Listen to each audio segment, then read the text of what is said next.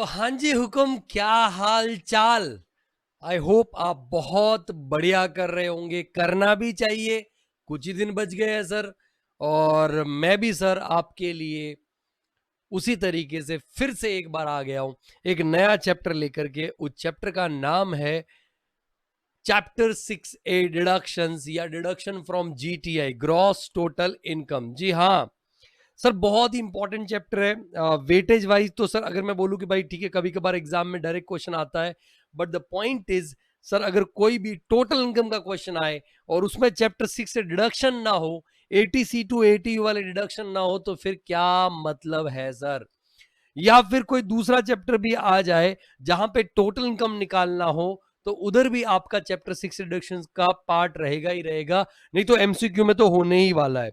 तो सर सबसे पहले वहां पे आप इस वीडियो को लाइक कर दो फटाफट फटाफट एक बार जल्दी से। नहीं, बिना लाइक किए आगे नहीं बढ़े, पाप लगेगा बोल रहा हूं मैं, है ना।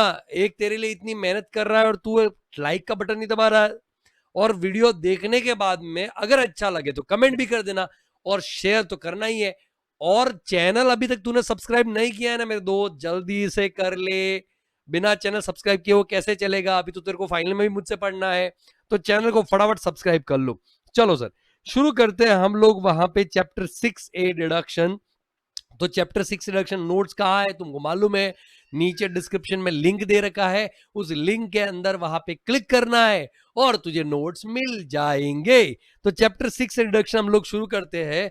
सर चैप्टर 6 से डिडक्शंस में कौन कौन से आते हैं, तो पहले तो आपको ये समझना है कि जो चैप्टर 6 से डिडक्शंस है बेटा, ये जो चैप्टर 6 से डिडक्शंस क्या सारी इनकम के सामने मिलते हैं? नहीं हुकुम, ये चैप्टर 6 रिडक्शन जो स्पेशल रेट वाली इनकम है ना, जितनी भी स्पेशल रेट वाली इनकम है, जैसे 112 के अंदर long term capital gain, 112A के अंदर long term capital gain, 111A के अंदर शॉर्ट टर्म कैपिटल गेन, या फिर विनिंग्स वाली इनकम हो गई है, जो अनएक्सप्लेन एक्सपेंडिचर्स होते हैं जो 115BB के अंदर आते हैं, उनके सामने चैप्टर 6 से रिडक्शन नहीं मिलते हैं, क्योंकि स्पेशल रेट का ऑलरेडी बेनिफिट है। सर इनमें तो देखो ऑलरेडी लोअर टैक्स रेट है, इसलिए नहीं मिलता। विनिंग्स के अंदर और unexplained expenditure under 115BB, 115BB and 115BBJ बराबर है, उसके अंदर और सीधा फ्लैट 30% का टैक्स है, और इधर आपका फ्लैट 78% का टैक्स है, सरचार्ज एचईसी मिला करके। इसलिए सर यहाँ पे पनिश किया जा रहा है, कोई चैप्टर 6 रिडक्शन नहीं मिलेगा। दूसरा बात बेटा, यहाँ पे आपका कभी भी चैप्टर 6 से डिडक्शन है ना, एटीसी टू एटीयू, ये जीटीआई से ज्यादा नहीं हो सकता। मतलब चैप्टर 6 डिडक्शन लेने के बाद में एनटीआई कभी भी नेगेटिव नहीं हो सकता दोस्त, कभी भी एनटीआई नेगेटिव नहीं हो सकता। ठीक है, ये चीज ध्यान रखना है। एक एग्जाम्पल भी दिया है कि आपका जीटीए 25 लाख है, बट उस 25 लाख के अंदर ये जो स्पेशल रेट वाला इनकम भी है वो भी इंक्लूडेड है। ये वाला स्पेशल नहीं है, नॉर्मल वाला शॉर्ट टर्म कैपिटल गेन जो होता है ना, वो स्पेशल रेट नहीं होता है। तो जो भी स्पेशल रेट वाला इनकम है ना बेटा, उसके सामने चैप्टर 6 रिडक्शन अलाउ होने वाला नहीं है। ओके, और जो भी मतलब आपका कहीं पे भी जो भी हो, स्पेशल रेट के सामने नहीं मिलता है। और हालांकि आपने इन्वेस्टमेंट तो 27 का कर रखा है, बट आपको मैक्सिमम डिडक्शन 17 लाख का ही मिलेगा। ये वाली इनकम, ये वाली इनकम, ये वाली इनकम, ये वाली इनकम और अदर इनकम, इन सब का टोटल करोगे तो आपका सर 17 लैक्स वहां पे होता है मैक्सिमम। उतना ही चैप्टर 6 डिडक्शन मिलेगा, वो भी कौन सी रिजीम में? ऑप्शनल में। सर डिफॉल्ट में क्या प्रॉब्लम है? डिफॉल्ट में बेटा खाली 3 तरह के डिडक्शन ही मिलते हैं, ATCCD2, ATCCH2 और ATJJA। इसके अलावा और कोई डिडक्शन मिलता नहीं है। इन 3 के अलावा और कोई डिडक्शन नहीं मिलता डिफॉल्ट रिजीम के अंदर। ऑप्शनल में, एटीसी में, एटीयू में, एटीसी टू एटीयू जो इसके लिए एलिजिबल है, you will get that deduction. अभी सबसे पहले आपका आता है एटीसी बेटा। तो एटीसी का जो डिडक्शन है ना, वो कुछ स्पेसिफाइड इन्वेस्टमेंट करोगे तभी मिलेगा। एलिजिबल एसएससी कौन है? ओनली इंडिविजुअल या एचयूएफ सर, और किसी को मिलने वाला नहीं है। सर मैक्सिमम डिडक्शन इस सेक्शन का मैक्सिमम डिडक्शन, मतलब तुम सारे इन्वेस्टमेंट मिला करके मैक्सिमम डिडक्शन 1.5 लाख होगा, ये चीज ध्यान रखने का है। ठीक है, सब्जेक्ट टू मैक्सिमम लिमिट एटीसीसी। तो एक काम करते पहले हम एटीसीसी देख लेते कि एटीसीसी क्या है। तो एटीसीसी क्या बोलता है दोस्त, कि 3 सेक्शन, एटीसी, ATCCC, ATCCD1, ये तीनों मिला करके मैक्सिमम डिडक्शन 1.5 लाख मिलेगा। जी हाँ, 3 सेक्शन मिला के मैक्सिमम डिडक्शन 1.5 लाख मिलेगा, ये चीज ध्यान रखना है। 3 एटीसी, एटी ट्रिपल सी, एटीसीसीडी, ये 3 मिला के मैक्सिमम डिडक्शन 1.5 लाख मिलेगा। मतलब खुद का लिमिट तो एटीसी का 1.5 लाख है, एटीसीसीडी 1 का भी 1.5 लाख है और एटी ट्रिपल सी का भी 1.5 लाख है, बट वापस रेस्ट्रिक्ट हो जाएगा ये 1.5 लाख पे।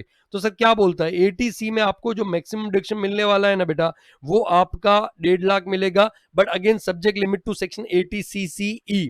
उसके बाद में जो स्पेसिफाइड कुछ इन्वेस्टमेंट है उनका लिस्ट देख लेते हैं। तो सबसे पहले आता है लाइफ इंश्योरेंस का प्रीमियम। हाँ जी सर, कोई और प्रीमियम नहीं, लाइफ इंश्योरेंस का प्रीमियम। उसके अंदर जो टर्म इंश्योरेंस होता है ना, टर्म इंश्योरेंस, वो भी एक तरह का लाइफ इंश्योरेंस ही है, तो लाइफ वो भी आ जाएगा। तो टर्म इंश्योरेंस इंक्लूड करके जो भी लाइफ इंश्योरेंस का प्रीमियम अगर आपने पे किया है, किसके लिए, सेल्फ के लिए, स्पाउस के लिए, चिल्ड्रन के लिए। सर डिपेंडेंसी इंपॉर्टेंट नहीं है, डिपेंडेंट हो या इंडिपेंडेंट हो, सिर्फ लेकिन सेल्फ के लिए, स्पाउस के लिए, चिल्ड्रन के लिए पे किया तभी डिडक्शन मिलेगा। ब्रदर के लिए, सिस्टर के लिए, पेरेंट्स के लिए पे किया डिडक्शन मिलने वाला नहीं है। और अगर एचयूएफ पे कर रहा है तो मेंबर ऑफ एचयूएफ के लिए पे करेगा तभी डिडक्शन मिलेगा। सर डिडक्शन कितना मिलेगा, तो डिडक्शन तो आपने बोला ना 1.5 लाख मिलेगा, नहीं बेटा, सर इसमें भी लिमिट है कि अगर लाइफ इंश्योरेंस पॉलिसी आपने लिया था बिफोर 1 अप्रैल 2012, बिफोर 1 अप्रैल 2012, तो डिडक्शन एटीसी में कितना मिलेगा, लाइफ इंश्योरेंस का जो भी आपका प्रीमियम पे किया है प्रीवियस ईयर 24-25 में, करंट ईयर में, है ना, पॉलिसी आपने 2012 के पहले लिया था, बट करंट ईयर में जो प्रीमियम पे किया है वो और 20% of sum assured amount which ever is lower. अब ये सम एश्योर्ड क्या होता है, सम एश्योर्ड होता है बेटा वो वाला अमाउंट जिसके लिए पॉलिसी निकाला गया है। सर वो तो मैच्योरिटी होता है, नहीं बेटा, मैच्योरिटी और सम एश्योर्ड में एक डिफरेंस हो सकता है। कभी कभार क्या होता है कि जो सम एश्योर्ड है ना, जिस अमाउंट के लिए पॉलिसी आपने निकाला था, उसके साथ में बोनस भी मिल सकता है, बोनस भी, मतलब मैच्योरिटी ज्यादा हो जाएगा। मतलब मान लो मेरा सम एश्योर्ड 10 लाख का था और साथ में 1 लाख का बोनस मिला, तो सर मेरे को मैच्योरिटी 11 लाख का मिलेगा, जबकि सम एश्योर्ड 10 लाख का ही है। या फिर मान लो किसी ने पॉलिसी निकाला था 10 लाख का, लेकिन sir the point is basically उसने पहले ही अगर डिसकंटिन्यू कर लिया, पहले ही डिसकंटिन्यू, मतलब डेथ नहीं हुआ, डेथ पे तो पूरा 10 लाख मिल जाएगा, बट अगर पहले ही पॉलिसी डिसकंटिन्यू कर लिया तो पूरा 10 लाख तो मिलने वाला नहीं है, ऑब्वियसली कम पैसा ही मिलेगा, वो भी कुछ कट कटा के मिलेगा, तो मैच्योरिटी उस केस में कम हो जाएगा। तो sir life insurance premium paid in 24-25 और 20% sum assured amount which ever is lower. अभी सम एश्योर्ड क्या होता है, यहाँ पे बता रखा है कि sum assured amount means amount for which policy is taken, जिस अमाउंट के लिए पॉलिसी लिया था। सर मैच्योरिटी में कभी कभार सम एश्योर्ड प्लस बोनस भी हो सकता है। ओके, उसके बाद में सर यहाँ पे एक एग्जांपल लिया कि mister Umang took a life insurance policy for self 2011-12 में लिया था, मतलब 1 अप्रैल 2012 के पहले लिया है बेटा, और वो 10 लाख का पॉलिसी था, सम एश्योर्ड अमाउंट 10 लाख का था, ठीक है। प्रीमियम 24-25 में 1,70,000 पे किया है, तो बेटा यहाँ पे इस 10 लाख का 20% कितना होता है बेटा, वो होता है 2 लाख, और प्रीमियम पे किया 170। तुम बोलोगे which ever is lower 170 allow हो जाएगा, मुन्ना एटीसी में मैक्सिमम डिडक्शन 1.5 लाख है, तो यहाँ पे रेस्ट्रिक्ट होकर 1.5 लाख पे आ जाएगा। समझ गया मेरे लाल। उसके बाद में पॉलिसी टेकन ऑन और आफ्टर 1 अप्रैल 2012, अगर पॉलिसी 1/4/2012 के बाद में लिया है तो सर ये जो 20% है ना, ये 10% हो जाएगा, बाकी सब सेम रहेगा। प्रीमियम पेड इन प्रीवियस 24-25 और 10% sum assured which ever is lower. अगर सेम एग्जांपल हो तो प्रीमियम तो 170 का पे किया था और 10% वहां पे आपका 1 लाख हो जाएगा, which ever is lower 1 lakh का डिडक्शन मिल जाएगा अगर पॉलिसी 2012 के बाद लिया है। और अगर पॉलिसी 1 अप्रैल 2013 या इसके बाद में लिया है और जो पेंशन है और वो पर्सन है, माफ कीजिएगा, person is covered under section 80U या 80DDB के अंदर, बहुत बीमार, बड़ा हैंडीकैप है, तो उस केस में सर उसके लिए पॉलिसी 1 अप्रैल 2013 या उसके बाद में निकाला था, तो सब प्रीमियम पेड इन प्रीवियस 24-25 और 15% sum assured amount which ever is lower, तो बेटा 170 और 150 विच एवर इज लोअर, ठीक है, 1.5 लाख हो जाएगा। तो ये आपका लाइफ इंश्योरेंस का मैच्योरिटी अमाउंट या प्रिंसिपल जो भी प्रीमियम पे किया तो उसके लिए आपको डिडक्शन मिलेगा एटीसी के अंदर। उसके बाद में हुक्म आ जाता है वहां पे contribution in public provident fund, PPF, public provident fund, contribution public provident fund, PPF. PPF में अगर कंट्रीब्यूशन करते हो तो आपको मालूम है, हमने सैलरी के टाइम पे पढ़ा था, एटीसी में क्या मिल जाता है, डिडक्शन मिल जाता है। ओके, उसके बाद में नेक्स्ट आता है एम्प्लॉय। अच्छा, कंट्रीब्यूशन पीपीएफ में किसके लिए करोगे तो डिडक्शन मिलेगा, सेल्फ के लिए कर सकते हो, स्पाउस के लिए कर सकते हो, एंड चिल्ड्रन के लिए कर सकते हो। फिर उसके बाद में एम्प्लॉइज कंट्रीब्यूशन, हाँ जी, इन्वेस्टमेंट है, खुद का कंट्रीब्यूशन इन्वेस्टमेंट है खुद के लिए, तो एम्प्लॉइज कंट्रीब्यूशन अगर वो एसपीएफ में, आरपीएफ में, अप्रूव सुपर एन्यूएशन फंड में, यूआरपीएफ में नहीं, एसपीएफ में, आरपीएफ या अप्रूव सुपर एन्यूएशन डिडक्शन क्या हो जाएगा, अलाउ एम्प्लॉय कंट्रीब्यूशन, एम्प्लॉयर का नहीं। फिर उसके बाद में अगर आपने कोई हाउसिंग लोन लिया था, कहां से, सिर्फ बैंक या फाइनेंशियल इंस्टीट्यूशन से, या तो बैंक से लिया था या फाइनेंशियल इंस्टीट्यूशन से लिया था, तो सर आपको एटीसी में डिडक्शन मिलेगा। अगर आपने प्रिंसिपल अमाउंट का रीपेमेंट किया, किसका किसका किसका दोस्त, प्रिंसिपल अमाउंट का रीपेमेंट किया है, तो वहां पे आपको डिडक्शन मिल जाएगा। फिर उसके बाद में बेटा आता है स्टैंप ड्यूटी पेड और registration charges paid on purchase of house property. या तो जो भी आपने हाउस प्रॉपर्टी खरीदने के लिए रजिस्ट्रेशन चार्जेस पे किया है या स्टैंप ड्यूटी पे किया, तो उसका आपको डिडक्शन यहां मिल जाएगा। उसके बाद में बेटा नेक्स्ट वहां पे अगर बच्चों के एजुकेशन के लिए मैक्सिमम टू चिल्ड्रन के full time education in any school, college या यूनिवर्सिटी में अगर ट्यूशन फी पे किया, उसका डिडक्शन एटीसी में मिल जाएगा। 5 ईयर का टर्म डिपॉजिट एफडी करवाया किसी भी शेड्यूल बैंक या पोस्ट ऑफिस, किसी भी शेड्यूल बैंक या पोस्ट ऑफिस, हाँ जी किसी भी शेड्यूल बैंक या पोस्ट ऑफिस में करवाया है तो आपको डिडक्शन मिल जाएगा। उसके बाद में सुकन्या, मिनिमम 5 इयर्स का होना चाहिए, सुकन्या समृद्धि अकाउंट स्कीम के अंदर गर्ल चाइल्ड के डिपॉजिट करवाया तो आपको एटीसी में डिडक्शन मिल जाएगा। और national saving certificates, national saving certificates के अंदर अगर आपने इन्वेस्टमेंट किया NSC including interest accrued during the previous year, interest accrued during the previous year, वो आपको डिडक्शन मिल जाएगा। बट लास्ट ईयर का इंटरेस्ट का डिडक्शन मिलने वाला नहीं है, क्योंकि लास्ट ईयर का जो इंटरेस्ट अक्रूड हुआ है वो दोस्त, वो तो आपका क्योंकि मैच्योर हो जाएगा तो आप विड्रॉ कर लोगे, इसलिए लास्ट ईयर का री इन्वेस्ट नहीं होता। एक्चुअली होता क्या है, जब भी आप एनएससी में इन्वेस्ट करते हो तो जो इंटरेस्ट है ना वो अक्रूड होता है, वो ऑटोमेटिकली री इन्वेस्ट हो जाता है साल के एंड में, तो उसको भी इन्वेस्टमेंट माना जाता है, इंटरेस्ट जो अक्रूड हुआ है वो। लेकिन लास्ट ईयर का इंटरेस्ट अक्रूड नहीं होगा बेटा, सॉरी अक्रूड तो होगा बट री इन्वेस्ट नहीं होगा, अक्रूड तो होगा बट री इन्वेस्ट नहीं होगा, है ना। तो उस केस में वहां पे आपको लास्ट ईयर का इंटरेस्ट का डिडक्शन मिलना नहीं वाला है, मैं बताऊंगा आपको। कुछ और इन्वेस्टमेंट है जो आप यहाँ पे देख सकते हो सर। मैंने जो इंपॉर्टेंट इन्वेस्टमेंट का लिस्ट था वो कवर कर लिया, बाकी सर आप ये पूरा और भी जो इन्वेस्टमेंट का लिस्ट है ये आप देख सकते हो अलग अलग तरीके से। यूटीआई म्यूचुअल फंड के अंदर इन्वेस्टमेंट कर रहे हो तो वो सर आप सबका आ जाएगा यहाँ पे, अलग अलग कुछ बॉन्ड्स वगैरह है, यूलिप के अंदर कर रहे हो तो अलग अलग चीजें वहां पे आ जाती है। ओके चलिए सर आगे सर वहां पे आपका नेक्स्ट वहां पे आता है सुकन्या समृद्धि अकाउंट स्कीम हो गया नेक्स्ट। अभी यहाँ पे एक बार इसको एग्जांपल समझिए कि मान लो मेरा इनकम फ्रॉम सैलरी 5 लाख रुपए था दोस्त, अभी इनकम फ्रॉम अदर सोर्सेज में इंटरेस्ट ऑन एनएससी 24-25 में आ रहा है 10,000 रुपए का इंटरेस्ट आ रहा है, 10,000 रुपए का इंटरेस्ट आ रहा है। अभी सर वी आर अज्यूमिंग कि ये फर्स्ट ईयर है, ठीक है, या सेकंड ईयर या थर्ड ईयर जो भी है, मतलब एनएससी मैच्योर नहीं हो रहा है इस साल, लास्ट ईयर नहीं है, तो चैप्टर 6 डिडक्शन में क्या डिडक्शन मिलेगा, जो कंट्रीब्यूशन किया जा रहा है एनएससी में, मान लो मैंने पूरे साल में कंट्रीब्यूशन किया था 1,60,000 का कंट्रीब्यूशन किया था एनएससी में, तो उसका तो एटीसी में डिडक्शन मिलेगा मिलेगा। प्लस जो इंटरेस्ट अक्रू हुआ है आपका एनएससी के ऊपर, पहले तो आपने इनकम दिखा दिया फिर बाद में उसका डिडक्शन में मिल जाएगा, क्यों, क्योंकि सर ये बेसिकली ऑटोमेटिकली री इन्वेस्ट हो रहा है, ठीक है। तो टोटल 170 हो गया बट मैक्सिमम एटीसी में डिडक्शन 1.5 लाख मिलता है, तो इस तरीके से आपका एनटी आ गया। अभी समझो ये लास्ट ईयर होता है एनएससी का, लास्ट ईयर होता है तो कंट्रीब्यूशन तो ऑब्वियसली लास्ट ईयर में भी करोगे और यहाँ पे ये इंटरेस्ट अक्रू होगा तो इनकम भी दिखाओगे, बट इधर ये नहीं लिखोगे क्योंकि सर लास्ट ईयर है तो ये पैसा तो आप विड्रॉ करने वाले हो, आपका कुछ भी री इन्वेस्ट इंटरेस्ट नहीं हो रहा है, बट जो आपने बेसिक कंट्रीब्यूशन किया, प्रिंसिपल कंट्रीब्यूशन किया, उसका तो आपको डिडक्शन मिलेगा। ओके आगे बेटा 80CCC क्या बोलता है, 80CCC बोलता है कि अगर आपने एक इंडिविजुअल हो और आपने अपनी खुद की पेंशन के लिए कंट्रीब्यूट किया है किसी इंश्योरेंस कंपनी को या एलआईसी को, किसी इंश्योरेंस कंपनी या एलआईसी को कंट्रीब्यूशन किया है, कंट्रीब्यूशन टू पेंशन फंड और ऑफ एलआईसी और एनी अदर इंश्योरेंस कंपनी, तो आपको मैक्सिमम 1.5 लाख का डिडक्शन मिल जाएगा 80CCC के अंदर। बट इसमें भी ध्यान रखने का है कि वो जो मैक्सिमम लिमिट है 80CCE का वो आपका अप्लाई हो जाएगा। दूसरा, जब पेंशन रिसीव होगा, ऑब्वियसली पहले तो आप कंट्रीब्यूशन करते रहोगे तो आपको डिडक्शन मिल जाएगा, जब पेंशन क्या होगा बेटा, रिसीव होगा, तो जिस साल में रिसीव होगा पेंशन उस साल में वो आपके लिए इनकम फ्रॉम अदर सोर्स में टैक्सेबल हो जाएगा। उसके बाद में एक बहुत ही इंपॉर्टेंट सेक्शन आ रहा है जिसका मेरे को चांसेस बहुत ज्यादा लग रहा है, 80CCD आपके एग्जाम के पॉइंट ऑफ व्यू से। 80CCD is contribution in NPS, national pension scheme या नेशनल पेंशन सिस्टम या अटल पेंशन योजना, उसके अंदर आपका कंट्रीब्यूशन कर रहे हो 80CCD।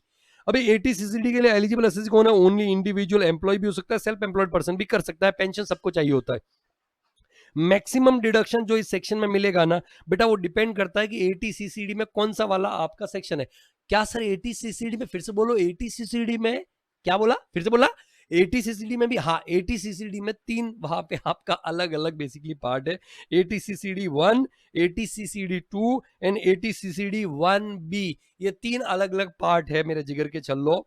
तो सबसे पहले एटीसीसीडी 1 है, ये एम्प्लॉई कॉन्ट्रीब्यूशन के लिए एम्प्लॉई को डिडक्शन मिलता है, या सेल्फ एम्प्लॉयड पर्सन खुद के लिए कंट्रीब्यूशन करता है तो उसको डिडक्शन मिलता है एटीसीसी, मतलब जो खुद कंट्रीब्यूशन करेगा, own contribution, whether as employ और as a self employed, whether as employ और सेल्फ एम्प्लॉयड, एटीसीसीडी 1 के अंदर डिडक्शन मिलेगा। एटीसीसीडी 1B भी है ना, वो सेल्फ कंट्रीब्यूशन, मतलब या तो एम्प्लॉय या सेल्फ एम्प्लॉयड पर्सन है, खुद के कंट्रीब्यूशन के लिए डिडक्शन मिलता है एटीसीसी 1B में, इनफैक्ट वो थोड़ा एक्स्ट्रा डिडक्शन है, ठीक है। और तीसरा आता है एटीसीसीडी 2, एटीसीसीडी 2 सिर्फ एम्प्लॉय को डिडक्शन मिलता है एम्प्लॉयर के कंट्रीब्यूशन के लिए, एम्प्लॉयर के कंट्रीब्यूशन के लिए। तो सर एटीसीसीडी 1 के अंदर मैक्सिमम 1.5 लाख का डिडक्शन मिलेगा, सब्जेक्ट लिमिट टू एटीसीसीई।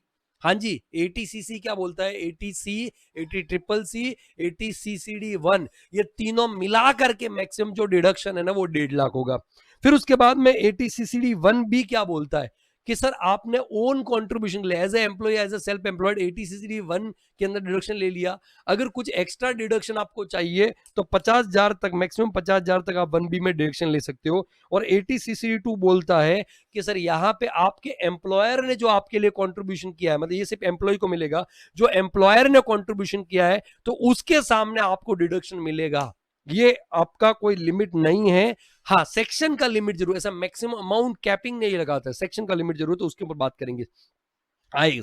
सबसे पहले एटीसीसी, मैंने एक ही टेबल के अंदर तीनों सेक्शन डिस्कस करने का कोशिश किया है कि eighty CCD 1 deduction for own contribution whether as employ और सेल्फ एम्प्लॉयड पर्सन, दूसरा eighty CCD 1B extra deduction for own contribution obviously as employ और सेल्फ एम्प्लॉयड जो भी है मतलब वहां पे, एंड तीसरा eighty CCD 2 deduction for employers contribution. क्या ये डिडक्शन एम्प्लॉयर को मिलेगा? नहीं, एम्प्लॉयर का तो बिजनेस का खर्चा, उसको तो सर सेक्शन 36(1) के अंदर पीजीबीपी के अंदर डिडक्शन मिलता है, अमेंडमेंट भी आया 14% ऑफ सैलरी, याद करो basic salary and DA in terms, आपको याद होगा तो हमने डिस्कस किया था, राइट, ठीक है।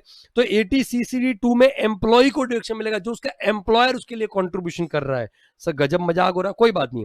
अभी एक इंपॉर्टेंट समझने की जरूरत है कि ये जो एटीसीसीडी 1 है ये सिर्फ ऑप्शनल रिजीम में मिलता है, एटीसीसीडी 1B ये भी ऑप्शनल रिजीम में मिलता है, बट एटीसीसीडी 2 है ना ये दोनों रिजीम में मिलता है। मैंने ये चैप्टर स्टार्ट हुआ तब पहले ही बोल दिया था कि डिफॉल्ट रिजीम में खाली 3 सेक्शन में डिडक्शन मिलेगा, एटीसीसीडी 2, एटीसीसीएच2, एटीजेजेएए, जबकि ऑप्शनल के अंदर सारे सेक्शन में आप अगर एलिजिबल हो तो डिडक्शन ले सकते हो। चलो सबसे पहले हम ओन कंट्रीब्यूशन की बात करते हैं। अगर आप वो own contribution as a employee कर रहे हो दोस्त, एज ए एम्प्लॉय कर रहे हो, एज ए एम्प्लॉय कर रहे हो, तो इन दैट केस सर वहां पे आपका जो भी कंट्रीब्यूशन किया 24-25 में और 10% of salary, whatever contribution you have done, और 10% of salary, 10% of salary, ये आपका whichever is lower deduction allow हो जाएगा। अब आप बोलोगे सर सैलरी क्या है, तो सैलरी है basic salary and DA in terms. Salary में आता है बेसिक सैलरी और दूसरा क्या आता है, डीए इन टर्म्स आ जाएगा। इसका आपको लेना है 10% और amount contributed in previous year 24-25 whichever is lower। लेकिन अगर आप एम्प्लॉय नहीं हो, सेल्फ एम्प्लॉय, अच्छा ये विचएवर इज लोअर करोगे बट मैक्सिमम डिडक्शन बेटा 1.5 लाख का वहां पे आपको ध्यान रखना है, यहां पे भी और इसका और एटीसी 80CCC का मिला के भी मैक्सिमम 1.5 लाख। अभी सेल्फ एम्प्लॉयड वहां पे बंदा है, सेल्फ एम्प्लॉयड पर्सन है, ऑब्वियसली इंडिविजुअली हो सकता है, तो अमाउंट कॉन्ट्रीब्यूटेड प्रीवियस 24-25 और 20% of GTI, 20% of GTI gross total income, क्योंकि सैलरी तो है नहीं तो ग्रॉस टोटल इनकम वहां पे उसका 20% which ever is lower deduction क्या हो जाएगा दोस्त, अलाउ हो जाएगा, ठीक है। ये चीज ध्यान रखना है। तो एक में साथ में एटीसीसीडी 1 क्या बोलता है, साथ में एटीसीसीडी 1 क्या बोलता है, अगर वो एम्प्लॉय है तो सर जो कंट्रीब्यूशन किया है वो वाला अमाउंट और 10% of salary which ever is lower. अगर वो सेल्फ एम्प्लॉयड है तो सर जो भी कंट्रीब्यूशन किया है वो और 20% of GTI which ever is lower. Salary में क्या आता है, बेसिक सैलरी है और डीए इन टर्म्स, ये आपके सामने है, ये चीज ध्यान रखने का है। अभी आपने मान लो यहां पे ओन कंट्रीब्यूशन किया था बेटा कितना, 1,70,000, सुनना ना 1,70,000 का ओन कंट्रीब्यूशन था और 10% ऑफ सैलरी फॉर एग्जांपल हो रहा है 1,30,000, 1,30,000, तो विच एवर इज लोअर कितना हो गया, 1,30,000 का डिडक्शन मिल गया, ठीक है। सर इधर भी सेम ले लेते कि मान लो ओन कंट्रीब्यूशन 1,70 था और 20% ऑफ जीटीए 1,30,000 ले लेते हैं, मतलब क्योंकि या तो ये हो सकता है, ये हो सकता है, तो एक मैं सेम लेना चाहता हूँ, विच एवर इज लोअर, तो इस केस में भी 1,30 का ही डिडक्शन मिलेगा दोस्त। अभी टेक्निकली देखा है, तूने कॉन्ट्रीब्यूशन 1,70 किया और तुझे डिडक्शन कितना मिल रहा है? डिडक्शन बस खाली वहां पे 1,30 का मिल रहा है। सर बहुत ही ना इंसाफी है, तो फिर लोग क्यों ही कॉन्ट्रीब्यूशन करेंगे? समझा क्या? तो उस केस में क्या बोला कि ये जो तेरा कॉन्ट्रीब्यूशन वेज जा रहा है ना 40,000 का, वो तू चाहे ये वाला केस हो एज एम्प्लॉय या सेल्फ एम्प्लॉयड वाला केस हो, वो तू सेक्शन 80 सीसीडी 1B में ले ले। तो 1B में जो 40,000 और 50,000 विच एवर इज लोअर, 40,000 का डिडक्शन तेरे को 1B में मिल जाएगा, और उसमें एज सच कोई 80 सीसीई वाला लिमिट नहीं है, वो आपको अलग से ही मिलेगा। ठीक है, ये चीज जानेंगे। क्या सर हम ऐसा कर सकते हैं कि सर हमने 170 का कंट्रीब्यूशन किया था या इधर 170 का कंट्रीब्यूशन किया था, हम सीधा पहले 50,000 निकाल देते अलग? कर सकते हो, कोई दिक्कत नहीं है, ऐसा भी कर सकते हो। तो अगर आपने 50 इधर निकाल दिया, चाहे ये वाला केस है ये वाला, दोनों में से कोई भी केस है, तो 50 लिख दिया, 50 और 50 विच एवर लोअर, 50 का पूरा डिडक्शन मिल जाएगा, क्योंकि कोई मैक्सिमम 50 के अलावा और कोई कैपिंग नहीं है वहां पे, तो ये 50 पूरा मिल जाएगा। अभी बचा कितना? 170 कंट्रीब्यूशन किया था, तो इधर 120 आ गया, और सेल्फ एम्प्लॉयड वाला केस है तो इधर 120 आ गया। और सर आपका 130 10% था या 130 ये वाला केस था, विच एवर इज लोअर देखा जाए तो 1,20,000 का हो जाएगा डिडक्शन आपका, दोनों में से कोई भी। तो सर फर्क क्या पड़ता है? कान इधर से पकड़ो कि कान उधर से पकड़ो, बात तो एक ही है। पहले जो हम कर रहे तो भी 170 का मिल रहा था, अभी भी 170 का ही मिल रहा है। नहीं बेटा, फर्क है, बहुत बड़ा फर्क है। सोच ना, तेरे को ये 80 सीसीडी 1 के अंदर 1,20 मिल रहा है, मान ले तेरा 80C में ऑलरेडी 1,50,000 वहां पे तेरा डिडक्शन है, लाइफ इंश्योरेंस करवाया था या कुछ भी, तो बेटा ये दोनों मिलके 270 हो गया। बेटा ये तो रेस्ट्रिक्ट हो जाएगा 1,50 पे, समझा क्या? तो अगर तू पहले वाला तरीका आजमाता, पहले वाला तरीका आजमाता, तो बेटा तेरे को यहाँ पे कम डिडक्शन मिलता, समझा क्या? क्योंकि पहले केस में तू क्या करता, इधर तेरा 170 और 130 विच एवर इज लोअर 130 ले लेता, और मान ले 80C के अंदर तेरा कितना बोला था मैंने? 150 था, पकड़ लेते हैं, तो ये हो गया कितना? 2,80,000।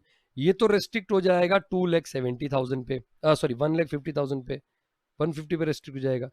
लेकिन तू इसकी वजह से क्या हो रहा है, क्योंकि तूने 130 का यहाँ ले लिया, तो 170 में से यहाँ पे मैक्सिमम 40,000 का ही ले सकता है, क्योंकि 1,30 तो तू 1 में ले चुका है ना, तो 40 और 50 विच एवर लोड 40 का ही ले पाएगा।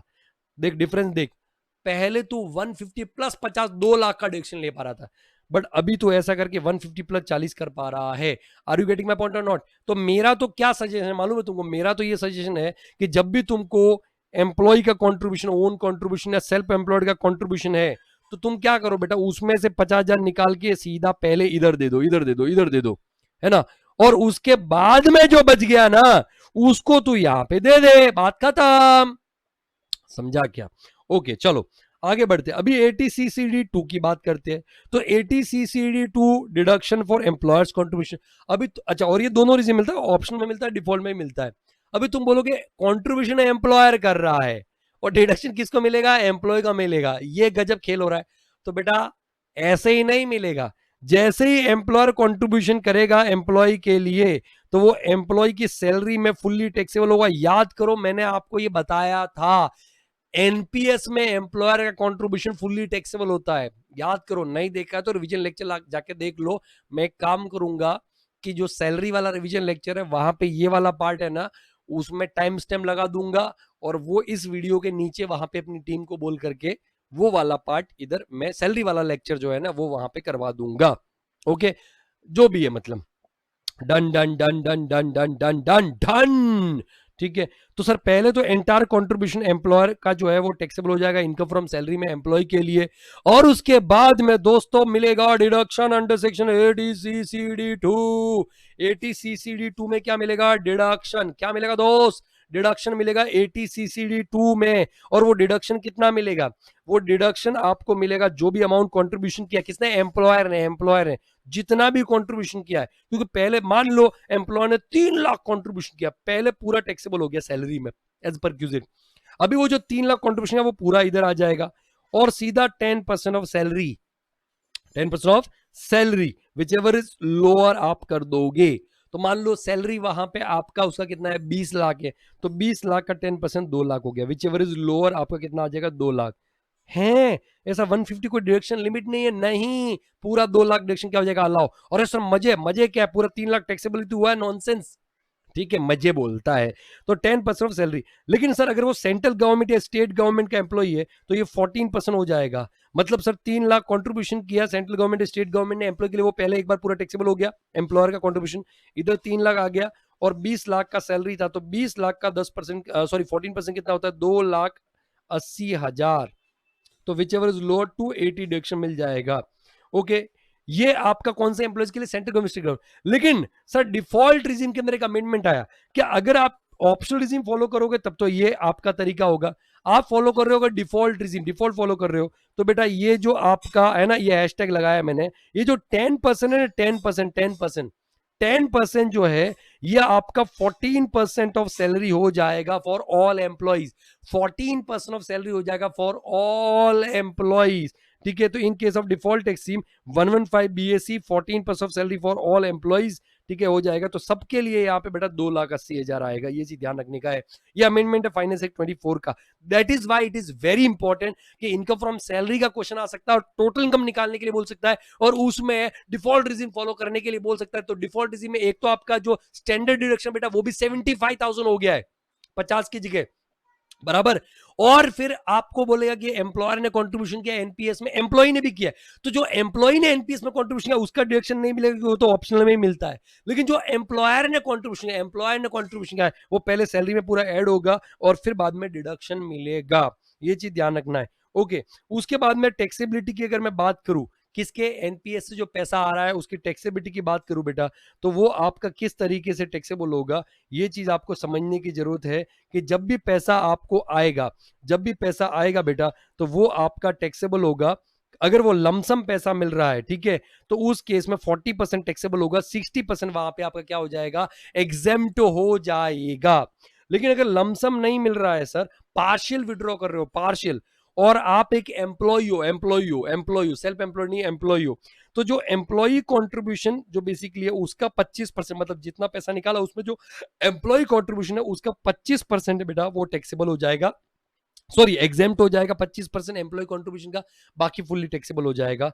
बाकी कुछ छोटी मोटी चीजें तो वो आपको ध्यान देने की जरूरत है, ठीक है। ओके, उसके बाद में एटीसीसी हमने पढ़ लिया, 3 सेक्शन मिला के, एटीसीसीडी 1 भी नहीं है इसमें, 2 नहीं है इसके अंदर, खाली एटीसी, एटीट्रिपल एटीसीसी 1, ये तीनों मिला के मैक्सिमम डिडक्शन हो जाएगा। अभी मैंने एक चीज लिखा है कि in case of section eighty CC 2 and section eighty CC 1 B, restriction of maximum 150 under section 80cc does not apply. In short, assessee can claim deduction under section 80cc 1, maximum 150 subject to 80cc deduction under section 80cc 2, maximum 150 and deduction, sorry ये 150 नहीं है बेटा, ये 2 के अंदर नहीं है आपका, यहाँ पे वो उसमें कितना भी कर सकते हैं, एंड 80cc 1B के अंदर मैक्सिमम 50,000 कर सकता है। तो ये चीज आपको ध्यान रखना है। ये देखो 1/1 BSc में 14% किया है, ये अमेंडमेंट आया, मैंने बता दिया, ठीक है। तो ये चीज था। ओके, उसके बाद में बेटा नेक्स्ट, अच्छा एक क्वेश्चन मैंने करवाया है, वो आप देख लेना, बहुत अच्छा क्वेश्चन, आपका मॉड्यूल का ही क्वेश्चन है, मिस्टर ए का, आपको डिडक्शन निकालने हैं, बट मैंने डिडक्शन नहीं, मैंने वहां पे क्या निकालने को बोला है, मैंने एनटीआई निकालने को बोला है, ठीक है। तो एक बार समझ लेते, मैं यहीं पे सॉल्यूशन में डिस्कस कर लेता हूँ कि बेसिक सैलरी है उसका 1 लाख है, तो एनटीआई निकालने के बोले तो पहले तो आपको इनकम फ्रॉम सैलरी निकालना पड़ेगा, और कौन सी रिजीम है, तो मैंने वो ऑप्शनल रिजीम बोला है वहां पे, राइट। उसके बाद में तो बेसिक सैलरी पूरा ले लोगे, सर डीए वहां पे कितना है 40% बेसिक सैलरी, तो वो आ गया यहाँ पे। अभी एक गलती लोग करते हैं कि सैलरी निकालते टाइम वहां पे एम्प्लॉयर का कंट्रीब्यूशन लेना भूल जाते हैं। नहीं सर, आपको एम्प्लॉयर कंट्रीब्यूशन एनपीएस है ना वो लेना पड़ेगा, तो आपका बेसिक सैलरी का 15% है, तो वो आपको ऐड करना पड़ेगा, वो फुल्ली टैक्सेबल होता है। और स्टैंडर्ड डिडक्शन 50,000 माइनस करोगे तो इस तरीके से आपका जीटीए, अच्छा ये डिफॉल्ट हो या ऑप्शनल कोई भी रिजीम हो सर, वो आपको ऐड करना ही है। फिर आपका स्टैंडर्ड ये आपका इनकम फ्रॉम सैलरी आ गया, यही जीटीए हो गया। अभी देखो एम्प्लॉई कंट्रीब्यूशन कर रहा है सेम अमाउंट, एम्प्लॉयर भी तो एम्प्लॉय कंट्रीब्यूशन कितना कर रहा है 180 कर रहा है, 15% ऑफ बेसिक सैलरी, और एम्प्लॉयर भी सेम कंट्रीब्यूशन कर रहा है 50% ऑफ बेसिक सैलरी। तो जो एम्प्लॉई कंट्रीब्यूशन कर रहा है बेटा ऑप्शनल रिजीम में, मैं क्या बोलता हूं, पहले इसमें से आप 1B में 50,000 निकाल के अलग कर दो, तो 1B के अंदर 50,000 का डिडक्शन दे दिया। फिर उसके बाद में जो 1 है ना 80/1, उसमें जो बचा हुआ कंट्रीब्यूशन है 180 में से 50 गया तो 130 बच गया, और 10% ऑफ सैलरी। सैलरी में क्या आता है, बेसिक सैलरी आता है और डीए इन टर्म्स आता है। तो बेसिक सैलरी 12 लाख है और डीए आपका 40% ऑफ बेसिक सैलरी था जो 480 होता है और 50% इन टर्म्स था। तो 240 अगर 1440 का 10% आपका 1,44,000 विच इज लोअर 130 डिडक्शन हो गया 80 CCD1 के अंदर। ये देखो 80 CCD1 के अंदर आप अल्टरनेटिव भी कर सकते थे कि इधर सर पूरा 180 लिखते और 144 विच इज लोअर तो 144 हो जाता। बट फिर उस केस में बैलेंस आपका 180 माइनस 144 कितना हो गया, आई गेस 36,000 ही ले पाते। तो बात एक ही होती है कि टोटल आपको 180 का डिडक्शन मिलता है। बट मैं क्या बोलता हूँ, हमेशा ऐसे ही करने का, पहले 50,000 अलग निकाल के फिर बचाव करने का। अभी एम्प्लॉयर कॉन्ट्रीब्यूशन ये दोनों रिजीम में मिलता है। तो सर 180 जो भी कॉन्ट्रीब्यूशन के एम्प्लॉयर ने, क्योंकि ये तो एक बार तो पूरा सैलरी में टैक्सेबल हो गया है, उसके बाद में वो और 10% of salary 144 which is lower 144 का डिडक्शन दे दिया। अभी सुनो ना, अगर ये डिफॉल्ट रिजीम होता, डिफॉल्ट रिजीम, तो यहां तक तो सेम होता, इधर 75,000 हो जाता। परफेक्ट है सर। और ये डिडक्शन मिलने वाला नहीं था, ये भी नहीं मिलता, बस खाली ये मिलता आपका। लेकिन ये 144 ना होकर कितना होता है, ये 14% ऑफ है ना सैलरी होता। तो एक मिनट, 14,40,000 आपका सैलरी है, उसका 14%, क्योंकि डिफॉल्ट में अमेंडमेंट आ गया ना, परसेंट करो तो ये सर 2,01,600 और सर 180 विच इज लोअर, तो 180 का पूरा डिडक्शन मिल जाता। तो इधर ये तो आता नहीं बट 180 का डिडक्शन हो जाता। ये मैंने दोनों रिजीम के अंदर बता दिया और डिफॉल्ट में थोड़ा इंटरेस्टिंग हो गया, ये मैंने आपको बता दिया। तो इस तरह का क्वेश्चन इंस्टीट्यूट पूछ सकता है। मेरे हिसाब से तो ये बहुत ही बढ़िया क्वेश्चन है। आपके मॉड्यूल में जो क्वेश्चन दे रखा है ना बेटा, वो तो खाली डिडक्शन निकालने की बात करता है। मैंने तो आपको बोला है कि नहीं, मेरे को तो एनटीआई निकाल के बताओ। आगे बेटा नेक्स्ट सेक्शन है 80CCH2। 80CCH2 जो है ना, deduction respect of contribution Agniveer corpus fund. तो सर अग्निवीर जो आर्म फोर्सेस के अंदर, ये सैलरी के अंदर मैंने थोड़ा बताया था कि आर्म फोर्सेस के अंदर 4 साल के लिए भर्ती किए जाएंगे अग्निवीर को। सेंट्रल गवर्नमेंट वहां पे उनका एम्प्लॉयर होगा। तो सेंट्रल गवर्नमेंट क्या करेगा, अपने एम्प्लॉय यानी अग्निवीर के लिए अग्निवीर कॉर्पस फंड के अंदर कंट्रीब्यूट करेगा और अग्निवीर की सैलरी में से भी, अग्निवीर की सैलरी में से भी ये वाला कंट्रीब्यूशन काटा जाएगा। तो देखो जो एम्प्लॉइज कंट्रीब्यूशन मतलब अग्निवीर का कंट्रीब्यूशन है सर, वो तो आपका ऑलरेडी बेसिक सैलरी में आ चुका है, तो अभी अलग से कुछ करना नहीं है। बट यस, उसके सामने 80CCH1 के अंदर क्या मिलेगा, डिडक्शन मिलेगा। 80CCH1 के अंदर क्या मिलेगा, डिडक्शन, बट सिर्फ ऑप्शनल रिजीम में मिलेगा। ठीक है, कोई लिमिट नहीं है, जितना अमाउंट कंट्रीब्यूट किया पूरा डिडक्शन मिल जाएगा, बट ऑप्शनल रिजीम में। ठीक है, 80CCH1 जो एम्प्लॉयर मतलब सेंट्रल गवर्नमेंट का कंट्रीब्यूशन है, सेंट्रल गवर्नमेंट का कंट्रीब्यूशन है, वो बेटा एक बार फुल्ली टैक्सेबल हो जाएगा इनकम फ्रॉम सैलरी। सर ये एनपीएस के साथ में मैंने बता रखा है, बोला ना मैंने कि भाई सैलरी में डिस्कस कर रखा है, तो इनकम फ्रॉम सैलरी में एक बार तो फुल्ली टैक्सेबल हो जाएगा। जैसे हमने एनपीएस का क्वेश्चन किया, एक बार सैलरी में पूरा ऐड कर लो। ठीक है, कोई भी रिजीम, डिफॉल्ट हो या ऑप्शनल। फिर दोनों रिजीम के अंदर वेदर इट इज डिफॉल्ट और ऑप्शनल, दोनों रिजीम में you will get deduction under section 80CCH2। ठीक है, और वो भी कोई लिमिट नहीं है, विदाउट एनी लिमिट, मतलब जितना कंट्रीब्यूशन है एक बार सैलरी में ऐड करो और एक बार माइनस कर दो। ठीक है, बहुत रिजीम के अंदर डिडक्शन मिलेगा। ठीक है, और इंटरेस्ट कंट्रीब्यूशन जो भी होता है फुल्ली एग्जेम्प्ट होता है। और लमसम अमाउंट जब भी मिलेगा अग्निवीर को, या तो रिटायरमेंट या डेथ पे, तो बेटा वो 10-12C के अंदर क्या हो जाएगा, एग्जेम्प्ट हो जाएगा पूरा का पूरा अमाउंट।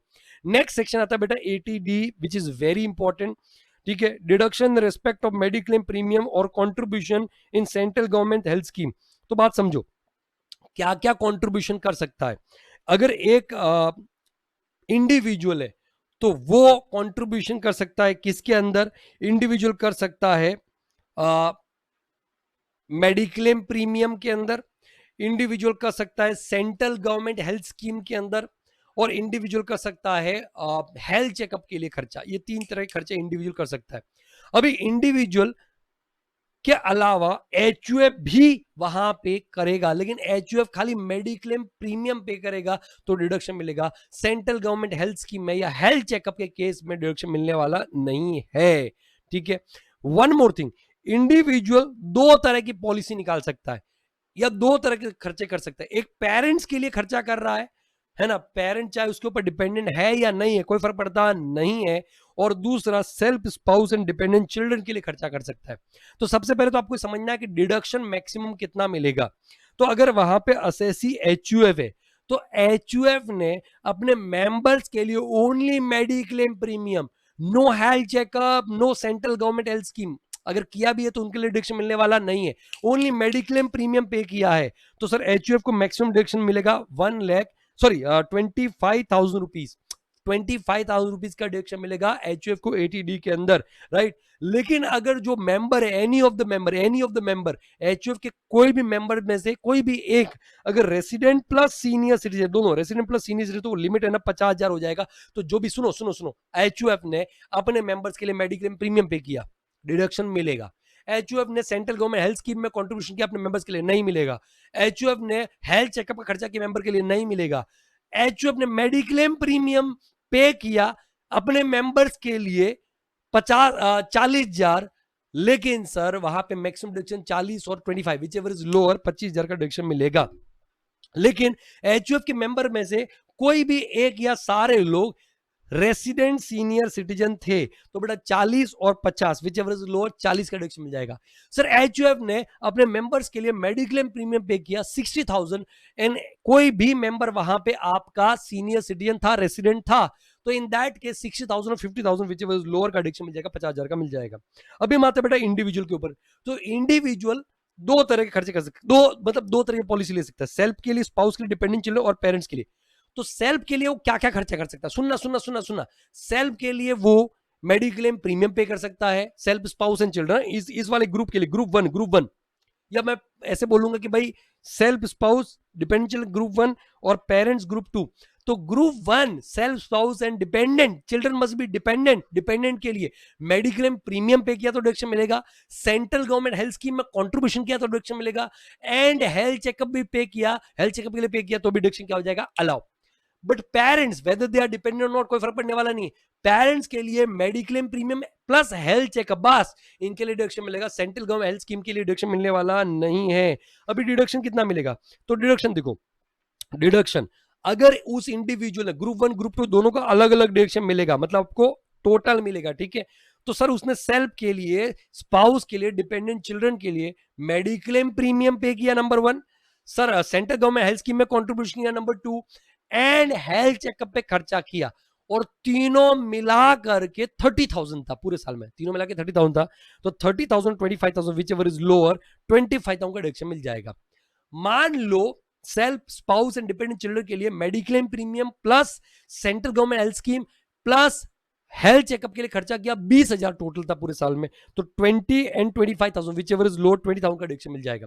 लेकिन इधर सेल्फ और स्पाउस या डिपेंडेंट चिल्ड्रन में से कोई में से अगर रेसिडेंट सीनियर सिटीजन है, क्या है, रेसिडेंट सीनियर सिटीजन, तो बेटा वो लिमिट 50,000 हो जाएगा। तो सर जो भी पे किया है premium plus central government scheme plus health checkup और 50,000 विच एवर इज लोअर, वो डिडक्शन वहां पे क्या हो जाएगा, अलाउ।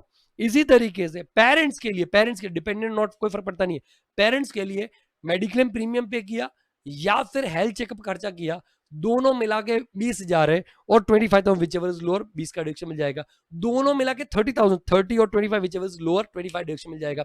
लेकिन इधर मदर और फादर उनमें से कोई भी एक या दोनों रेसिडेंट सीनियर सिटीजन है, तो बेटा जो भी प्रीमियम प्लस हेल्थ चेकअप का खर्चा है, प्रीमियम प्लस हेल्थ चेकअप खर्चा है, वो और 50,000 which ever is lower deduction क्या हो जाएगा, अलाउ हो जाएगा। ध्यान रखना। तो जो जहां पे 50,000 का लिमिट देख रहे हो तभी होगा जब कोई भी रेसिडेंट सीनियर सिटीजन है, रेसिडेंट होना चाहिए, सीनियर सिटीजन होना चाहिए। अभी सर आ जाओ एक बार बुक में, मैं थोड़ा और कम जाता हूं सर, ये तो भाषण दे दिया सर, है ना, काफी कुछ तो ऐसे ही निकल गया। तो देखो इधर देखो, ये तो ठीक है, एलिजिबल एसएससी इंडिविजुअल है और एचयूएफ है। अच्छा वो R, OR, R, NOR, NR कोई भी हो सकता है, एचओ भी रेसिडेंट, नॉन रेसिडेंट कोई भी हो सकता है। डिडक्शन इंडिविजुअल अगर किसके लिए करेगा मिलेगा, सेल्फ के लिए, स्पाउस के लिए, डिपेंडेंट चिल्ड्रन के लिए, पेरेंट्स, डिपेंडेंट और अदरवाइज कोई फर्क पड़ता नहीं है। एचयूएफ के केस में खाली मेंबर्स के लिए अगर करेगा तो डिडक्शन मिलेगा, ये चीज ध्यान रखने का है। Okay, mode of payment sir any mode other than cash, है ना, बैरेट चेक चलेगा, क्रॉस चेक चलेगा, अकाउंट पे चेक चलेगा, अकाउंट पे ड्राफ्ट चलेगा, ईसीएस भी चलेगा। क्या नहीं होना चाहिए, क्या नहीं होना चाहिए सर, कैश नहीं होना चाहिए। बट अगर हेल्थ चेक का पेमेंट आप कैश में कर रहे हो तो चलेगा, कोई दिक्कत नहीं है, अलाउ हो जाएगा। ओके बेटा, अभी अमाउंट ऑफ डिडक्शन समझना। Individual, self, spouse, dependent children के लिए मेडिक्लेम प्रीमियम यस मिलेगा, सेंट्रल गवर्नमेंट हेल्थ स्कीम मिलेगा, प्रिवेंटिव हेल्थ चेकअप मिलेगा, मैक्सिमम 25,000 रुपए का। बट अगर इनमें से कोई एक रेसिडेंट है तो सर आपका ये लिमिट 25 और बढ़ जाएगा, मतलब 50 जाएगा, एडिशनल डिडक्शन मिलेगा अगर इनमें से कोई एक रेसिडेंट सीनियर सिटीजन है।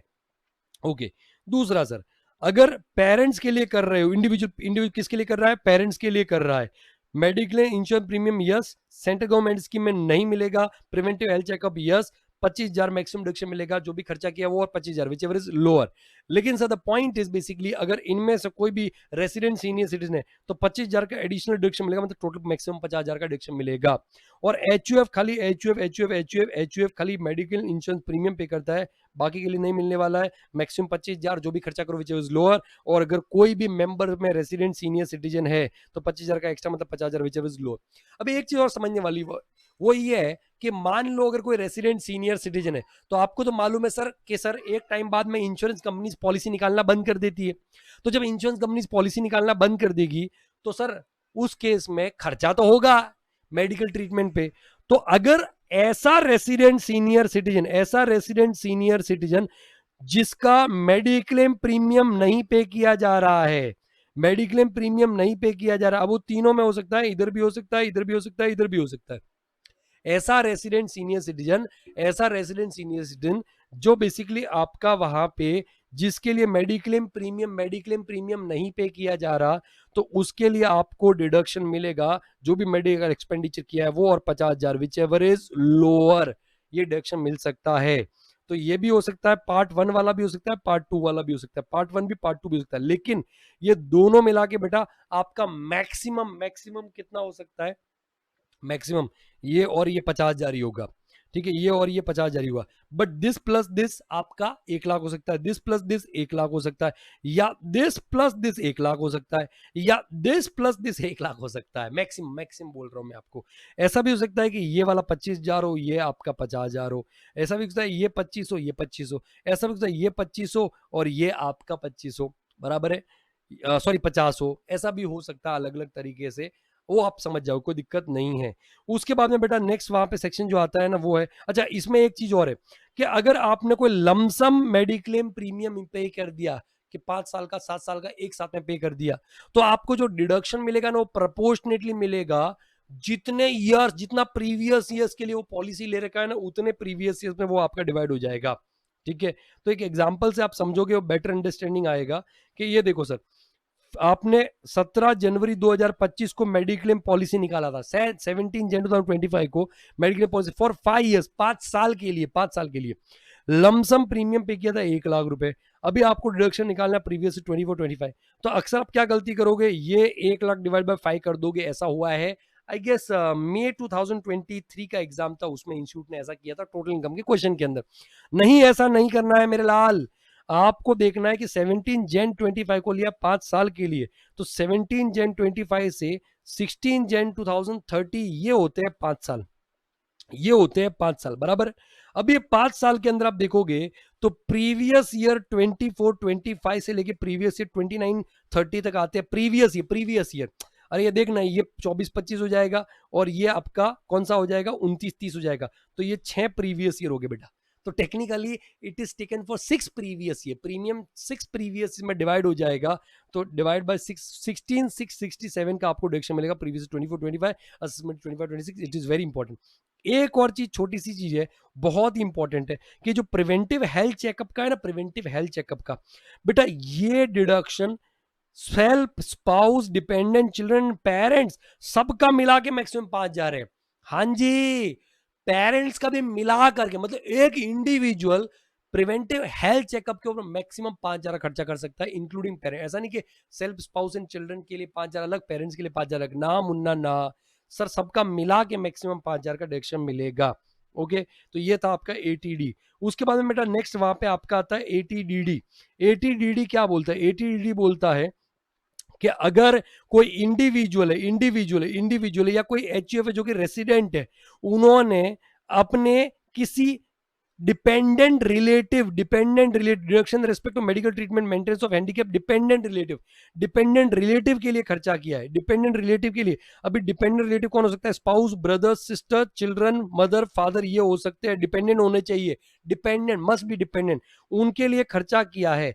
और वो हैंडीकैप है, ठीक है। हैंडीकैप में क्या आता है सर, यहाँ पे हैंडीकैप की जगह मैं बोलूंगा वहां पे कि उनका किसी भी तरीके से फिजिकली डिसेबल है।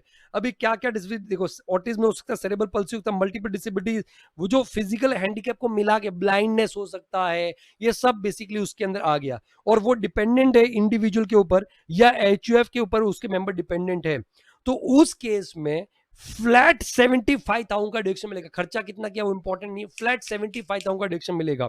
और अगर सीवियर डिसेबिलिटी है, सीवियर डिसेबिलिटी बेटा कब होता है, जब वो 80% से ज्यादा होता है, मोर देन 80% है तो सीवियर डिसेबिलिटी है ना, तो सीधा आपका 125 1,25,000 माइनस करने को मिलेगा। तो सर कितना पर्सन विद डिसेबिलिटी, मतलब 40% से ज्यादा होना चाहिए। अगर 40% ज्यादा है तो 75 का मिलेगा, 40% से कम है तो कुछ मिलने वाला, अप टू 40% कुछ मिलने वाला नहीं है। 40% ज्यादा है तो 75% सीधा, 75,000 सीधा। और अगर 80% से ज्यादा है तो 125 सीधा माइनस करना है, ये चीज ध्यान रखना है।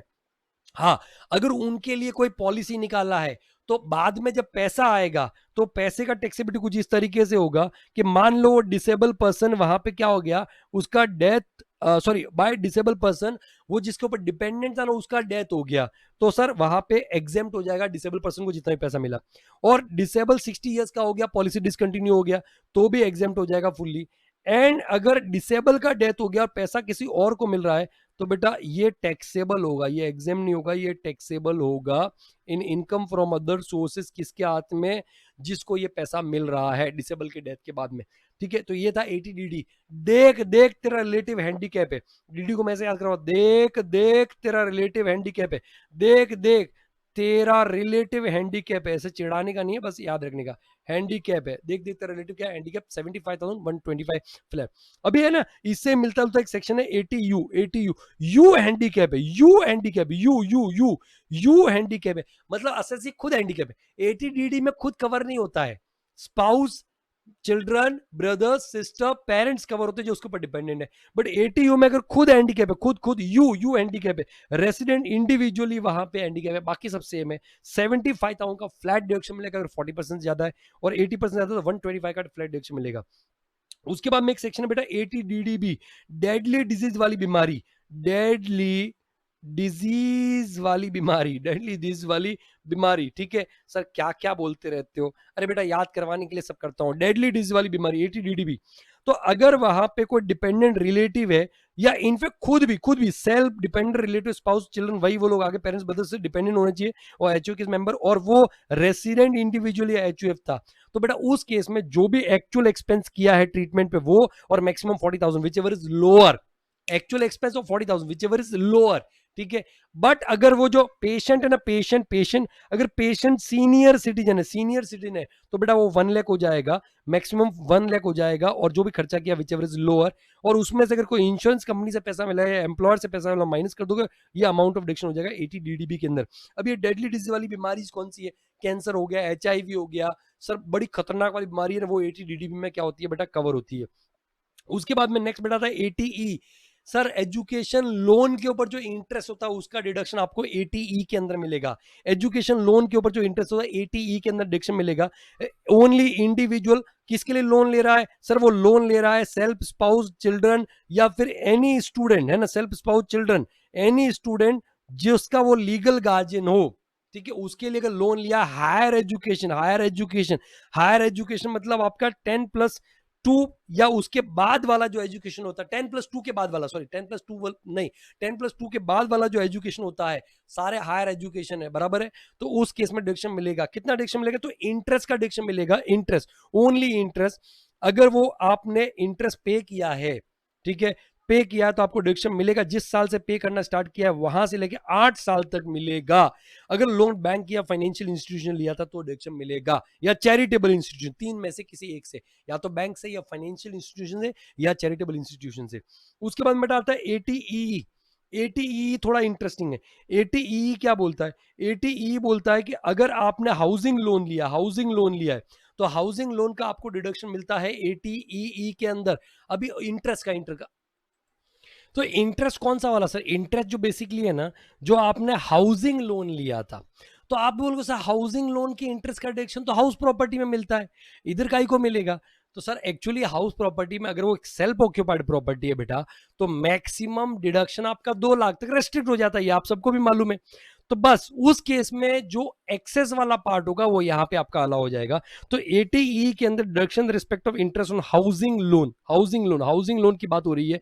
तो सर यहाँ पे सबसे पहले एलिजिबल एसएससी कौन होगा? इंडिविजुअल होगा, ठीक है। और दूसरा मैक्सिमम डिडक्शन सेक्शन में कितना है सर? मैक्सिमम डिडक्शन यहाँ पे 50,000 का मिलेगा एटीई में। सर कंडीशन क्या है? अच्छा एक बात समझना जरूरी है, सबसे पहले आपको डिडक्शन हाउस प्रॉपर्टी में ले लेना है 24B में, कितना 2 लाख रुपए तक का डिडक्शन वहां पे मिलता है। उसके बाद में जो बचा हुआ इंटरेस्ट है ना, उसका डिडक्शन आप यहाँ ले सकते हो मैक्सिमम 50,000 का।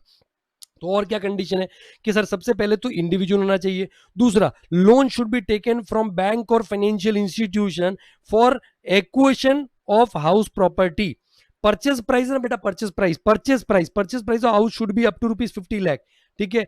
और जो आपका लोन का अमाउंट है, लोन का अमाउंट वो 35 लाख रुपीज तक होना चाहिए।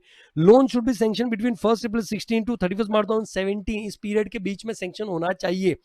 और सर आपका उसके पास में कोई और रेसिडेंशियल हाउस नहीं होना चाहिए जिस दिन लोन सैंक्शन हुआ है। तो पहला तो इंडिविजुअल होना चाहिए, दूसरा हाउसिंग लोन ले रहा है, तीसरा वो हाउसिंग लोन सैंक्शन हुआ था 1 April 2016 टू 31 March 2017 के बीच में।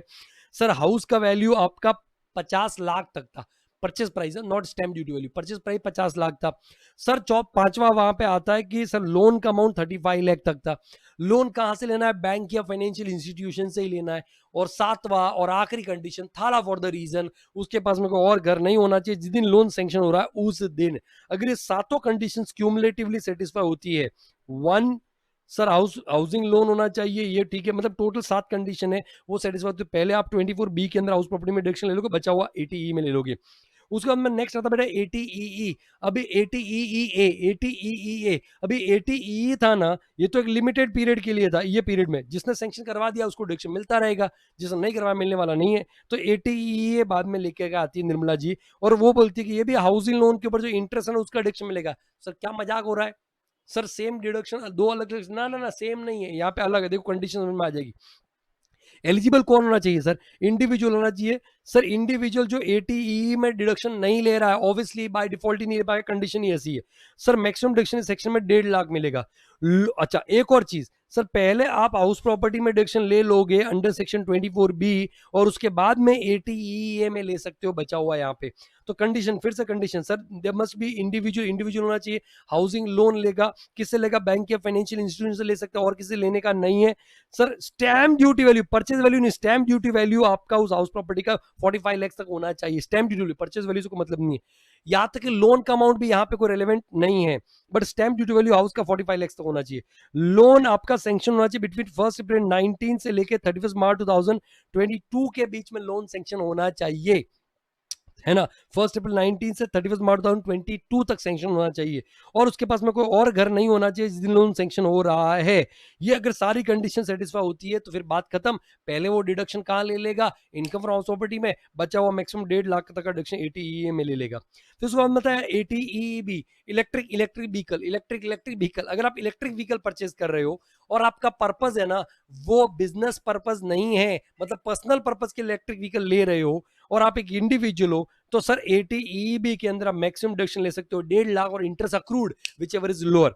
तो सर सबसे पहले आप लोन लोगे इलेक्ट्रिक व्हीकल के लिए, एक इंडिविजुअल हो इलेक्ट्रिक व्हीकल के लिए लोन ले रहे हो, जो पर्सनल पर्पज के लिए ले रहे हो, बिजनेस के लिए नहीं ले रहे हो, और बैंक या फाइनेंशियल इंस्टीट्यूशन से ले रहे हो इंक्लूडिंग एनबीएफसी से चलेगा, कोई दिक्कत नहीं है। और लोन सैंक्शन होना चाहिए 1 April 19 से लेकर के 31 March 2023 के बीच में। तो उस केस में आपको डिडक्शन यहाँ पे अलाउ हो जाएगा। दोनों सेक्शन में खास बात है कि अगर आप इन सेक्शन में डिडक्शन ले रहे हो एटीई भी है एटीई में, तो आपको किसी और सेक्शन में डिडक्शन नहीं मिलेगा। हाँ एटीई से पहले आप 24B में ले सकते हो, बट एटीई में ले लिया तो सर पीजीयूपी में 36(1) में नहीं ले सकते, क्योंकि आपका इलेक्ट्रिक व्हीकल बिजनेस पर्पज का नहीं है। ओके फिर बेटा नेक्स्ट वहां पे आपका आता है एटीजी बेसिकली बात करता है donation of certain funds charitable institution. Eligible SSC कौन है? All SSC. और जो आपका डोनेशन है बेटा वो आपका इन काइंड होगा, तो डिडक्शन मिलने वाला नहीं है, ठीक है, वो मॉनेटरी फॉर्म में होना चाहिए। और कैश डोनेशन बेटा मैक्सिमम 2000 तक अलाउड है, 2000 से ऊपर का डोनेशन कैश में अलाउड नहीं है। ये बहुत ही इंपॉर्टेंट ध्यान रखने वाली बात है, मोर देन 2000 का कैश डोनेशन अलाउड नहीं है, और इन काइंड यहाँ पे डिडक्शन मिलता नहीं है। अभी सर यहाँ पे कौन कौन से फंड कवर है? तो ATG के अंदर बहुत सारे फंड कवर है। एक तो 100% अनलिमिटेड, मतलब जितना दिया उसका 100% डिडक्शन मिल जाएगा। दूसरा एक 50% अनलिमिटेड कैटेगरी में आते हैं, मतलब दिया उसका 50% माइनस कर दो आप। फिर उसके बाद में आप 100% लिमिटेड कैटेगरी में, मतलब सर 100% को कंपेयर करोगे 10% ऑफ एडजस्टेड GTI के साथ में, विच एवर इज लोअर। और सर 50% अनलिमिटेड बेसिकली कंपेयर करोगे वही जो 50% वाला है उसको 10% ऑफ एडजस्टेड GTI, उस केस में लिमिटेड डिडक्शन मिलेगा। तो सबसे पहले तो सर मैं यहाँ पे बात करता हूँ कि 100% अनलिमिटेड वाले कौन से। तो मैं ना सिंपल सी बात, ऑल PM जो है ना, ऑल पीएम 100% में आते हैं सारे, देखोगे तो। ऑल नेशनल 100% में आते हैं सारे के सारे, अनलिमिटेड। ऑल CM भी 100% में आते हैं, ऑल सेंट्रल गवर्नमेंट 100% में आते हैं, ऑल स्टेट गवर्नमेंट 100% आते हैं, ऑल इंटरनेशनल 100% में आते हैं। सर जो आर्म फोर्सेस वाले होते हैं वो भी 100% में आ जाते हैं, है ना। फंड फॉर आर्मी जो आर्म फोर्स हो गया, national fund for control of drug abuse, clean Ganga fund, स्वच्छ भारत कोष, ये सब 100% वाली कैटेगरी में आते हैं। ऑल है ना, PM, CM, international, national, arm forces, ठीक है, कंट्रोल ऑफ ड्रग अब्यूज हो गया, है ना, जिला साक्षरता मिशन हो गया, सारे आपके 100% में आएगा। सर 50% अनलिमिटेड में पहले 4 आते थे, बट लास्ट ईयर यहाँ पे निम्मो ने ये 3 फंड डिलीट कर दिए, तो अभी सिर्फ एक ही आता है, prime minister drought relief fund. बस एक PM 50% वाली कैटेगरी में आता है, prime minister drought relief fund. Prime minister drought relief fund है ना, वो 50% वाली कैटेगरी में आता है, मतलब जितना अगर 1 लाख दिया तो 50,000 मिलेगा, 10 लाख दिया तो 5 लाख का मिलेगा। ओके, और सर ये अगर 1 लाख दिया तो पूरा 1 लाख मिलेगा, 5 लाख दिया तो पूरा 5 लाख मिलेगा। आगे नेक्स्ट उसके बाद में आपका 100% लिमिटेड कैटेगरी में आता है, कौन सा वाला सर, सर जो कि फैमिली प्लानिंग के लिए आपने किसी लोकल अथॉरिटी या गवर्नमेंट या इंस्टीट्यूशन को दिया है, तो आपको सर डिडक्शन मिलेगा 100%, बट लिमिटेड कैटेगरी में। या फिर किसी कंपनी ने, है ना, ये वाला सिर्फ कंपनी को मिलेगा, company only, company Indian Olympic association या इंडिया में स्पोर्ट्स के इंफ्रास्ट्रक्चर के डेवलपमेंट के लिए देता है, तो भी 100% लिमिटेड मिलेगा। कैसे बात करेंगे सर। और सर अगर इसके अलावा 50% लिमिटेड में अगर कोई हाउसिंग डेवलपमेंट अथॉरिटी है, जैसे महाड़ा हो गया, महाड़ा मुंबई महाराष्ट्र के अंदर महाड़ा आता है, दिल्ली के अंदर DD है, दिल्ली डेवलपमेंट अथॉरिटी हो गया, राजस्थान के अंदर हाउसिंग बोर्ड है, ये सब हाउसिंग डेवलपमेंट अथॉरिटीज है, बराबर है। तो उनको दे रहे हो तो आपको 50%, बट लिमिटेड कैटेगरी में। डोनेशन फॉर रिनोवेशन और रिपेयर्स ऑफ टेम्पल, सिर्फ टेम्पल लिखा है, but temple, mosque, church, gurdwara, all the place of worship, या इवन जो हिस्टोरिकल या आर्टिस्टिक इंपॉर्टेंस के जो प्लेसेस है, ठीक है, उनको भी दिया आपने। लाल किला हो गया, ताजमहल हो गया, उनको भी दिया आपने। गेटवे ऑफ इंडिया हो गया, इंडिया गेट हो गया, उनके रिपेयर्स के लिए, रिनोवेशन के लिए दिया। राम मंदिर के रिपेयर रिनोवेशन के लिए दिया, किसी मॉस्क के रिपेयर रिनोवेशन के लिए दिया, तो आपको 50% कैटेगरी में डिडक्शन मिलेगा। या फिर किसी चैरिटेबल ट्रस्ट, हाँ जी, चैरिटेबल ट्रस्ट, किसी भी ट्रस्ट को, चैरिटेबल इंस्टीट्यूशन या ट्रस्ट को दिया तो 50% मिल जाएगा। और जो माइनॉरिटी कम्युनिटी होती है उनके प्रमोशन के लिए, जैसे कि सिख गुरुद्वारा समिति है, उसको दिया है माइनॉरिटी कम्युनिटी के लिए, ठीक है। यंग मेंबर्स क्रिश्चियन एसोसिएशन है, उसको दिया है, YMCA जिसको बोलते हैं, या हज कमेटी है उनके, क्योंकि वो जो माइनॉरिटी उसके डेवलपमेंट के लिए दे रहे हो, तो सर आपको 50% लिमिटेड। अभी 50% या 100% लिमिटेड में कैसे मिलेगा, तो एक काम करो, अगर क्वेश्चन में 100% अनलिमिटेड वाला, तो उसका तो पूरा वहां पे लिखो, लेकिन इनर कॉलम में पूरा लिख दो वहां पे। सर ये जो आपका 50%, उसका 50% इनर कॉलम में लिखो, आउटर कॉलम में नहीं लिखने का। उसके बाद में जो 50% एंड 100% लिमिटेड वाले हैं, उन दोनों का टोटल करो, ये वर्किंग नोट में करने का। Total donation under limited 150%। Sir 50% करके मत टोटल करना, पूरा अमाउंट। कि मान लो अगर वहां पे फैमिली प्लानिंग के लिए BMC को या किसी म्युनिसिपल कॉर्पोरेशन को 1 लाख दिया है, तो बेटा ये 1 लाख का पूरा ही यहाँ पे 1 लाख लिखना है। और यहाँ पे आपका ये जो बेसिकली 50% किसी ट्रस्ट को दिया है, ये आपको कितना दिया है, ये 30,000 दिया था, ये पूरा इन दोनों का टोटल करो 1,30,000 होता है। आप इसका 50% मत कर देना, ये 1,30,000 हो गया। ये आ गया बेटा 130 आ गया टोटल लिमिटेड कैटेगरी के डोनेशन। अभी इसको कंपेयर करना है 10% of adjusted total income, adjusted gross total income, right. तो जो भी एडजस्टेड ग्रॉस टोटल इनकम आएगा उसका 10%, तो मान लो एडजस्टेड ग्रॉस टोटल इनकम आता है फॉर एग्जांपल 11 लाख रुपए, तो 11 लाख का 10% होता है 1,10,000। इनमें से विच एवर इज लोअर किया, मतलब आपको लिमिट करना है 10% एडजस्ट ग्रॉस, कितना आ गया 1,10,000 आ गया बेटा। इससे ज्यादा डिडक्शन नहीं मिलता। अब ये जो 1,10,000 आ गया ना, इसमें से 100% कैटेगरी वाला कितना था बेटा, 1 लाख था, वो तो आप पूरा दे दोगे, इसका तो आप 100% दे दोगे, कितना हो गया 1 लाख। और जो बचा हुआ आपका कितना हो गया, 1/10 में से, अगर ये 1/10 में से 10,000 बच गया, 10,000 बच गया, अभी 10,000 है ना, वो 30,000 को बिलोंग करता है जो 50% वाला था, तो इसका 50% मतलब 5,000 डिडक्शन मिलेगा। मतलब टोटल लिमिटेड कैटेगरी में कितना डिडक्शन हो गया, 1,05,000। और वो आपका जो अनलिमिटेड वाले, तो उसमें ये वाला भी अभी इनर कॉलम में लिख करके टोटल करके फिर वहां पे आप माइनस कर सकते हो।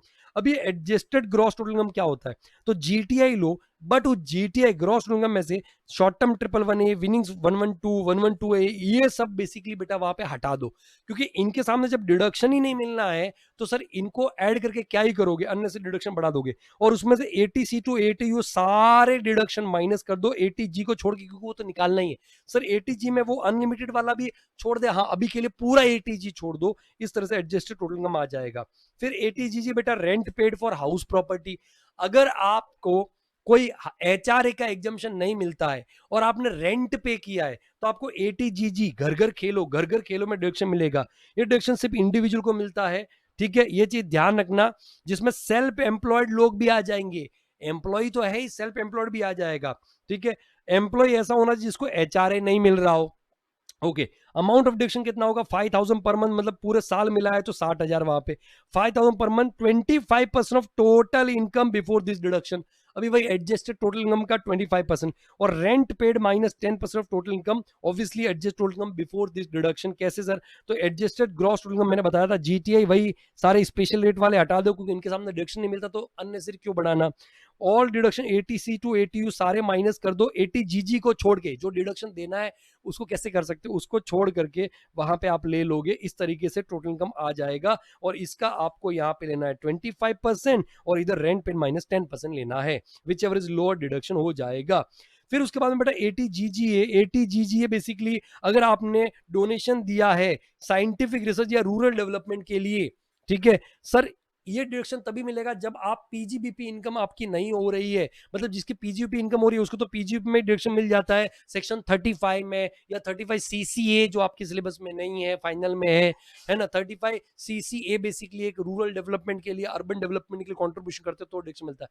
बट कुल मिला के अगर आपको पीजीबीपी में डिडक्शन मिल गया तो डबल डिडक्शन थोड़ी मिलेगा, मतलब ये एटीजीजे का डिडक्शन तभी मिलेगा जब आपका वहां पे क्या है बेटा, अगर आपका, ठीक है, पीजीबीपी इनकम नहीं है, पीजीबीपी नहीं है तभी आपको मिलेगा रिसर्च या रूरल डेवलपमेंट। तो ऑल असेसी जो है ना, ऑल असेसी वो यहाँ पे एलिजिबल है, individual, HUF, AOP, BOI, AJP, सबको इनका पीजीबीपी इनकम नहीं होना चाहिए। अमाउंट ऑफ डिडक्शन है ना 100% ऑफ डोनेशन, 100% ऑफ डोनेशन मिलेगा। अगर डोनेशन वहां पे आपका मोर देन 2,000 है तो बेटा वो आपका क्या होना चाहिए, अदर देन कैश होना चाहिए, अदर देन कैश होना चाहिए। फिर एटीजीजी भी आता है ना, एटीजीजी भी गद्दार गद्दार भाई, गद्दार गद्दार भाई, ठीक है, ये वहां पे आपका आएगा। पॉलिटिकल पार्टीज या इलेक्ट्रल ट्रस्ट को अगर आपने दिया है तो आपको डिडक्शन मिलेगा।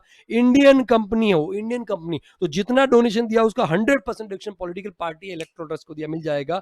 बट अगर आपने कॉन्ट्रीब्यूशन किया था, डोनेशन कॉन्ट्रीब्यूशन किया था पॉलिटिकल पार्टी के pamphlet, brochure, souvenir etcetera etcetera में, तो पीजीपी में डिडक्शन नहीं मिलेगा, पीजीपी में डिडक्शन नहीं मिलेगा 37(1) के अंदर, वहां तो डिसअलाउ हो जाएगा, बट यहां डिडक्शन मिल जाएगा उस कंपनी को।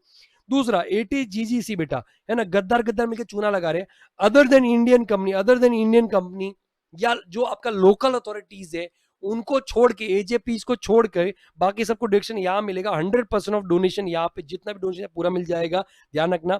और यहाँ पे सिर्फ डोनेशन कवर होता है अगर किसी पॉलिटिकल पार्टी को वहां पे एडवर्टीजमेंट किया था अदर देन कंपनी ने, तो सर उसके केस में डिसअलाउ तो हो जाएगा, बट एटीजीसी में डिडक्शन नहीं मिलेगा, वो डिडक्शन सिर्फ इंडियन कंपनी को मिलता है। और एटीजीजीबी और जीसी का डिडक्शन नहीं मिलेगा अगर कैश में डोनेशन दिया। फिर बेटा नेक्स्ट आता है एटीजेजेए, एटीजेजेए, एटीजेजे बेटा क्या बोलता है कि आप अगर बिजनेस कर रहे हो और आपका टर्नओवर 1 करोड़ से ज्यादा है, मतलब आपका टैक्स ऑडिट हो रहा है, 44AB में कवर होते हो, और आपने अगर नए एम्प्लॉइज लगाए, नए एम्प्लॉइज, एडिशनल एम्प्लॉइज लगाए, तो जो एडिशनल एम्प्लॉय उनका एडिशनल एम्प्लॉय का कॉस्ट का, एडिशनल एम्प्लॉय कॉस्ट का 30% आपको डिडक्शन मिलेगा, और वो 3 साल तक मिलेगा जब आपने वो एडिशनल एम्प्लॉय रखे थे, first year, second year, third year. अगले साल फिर से एडिशनल एम्प्लॉय आते हैं तो फिर से आपको डिडक्शन मिल जाएगा, first year, second year, third year. अगले साल फिर से आते हैं तो फर्स्ट ईयर, सेकेंड, ऐसे चलता रहेगा।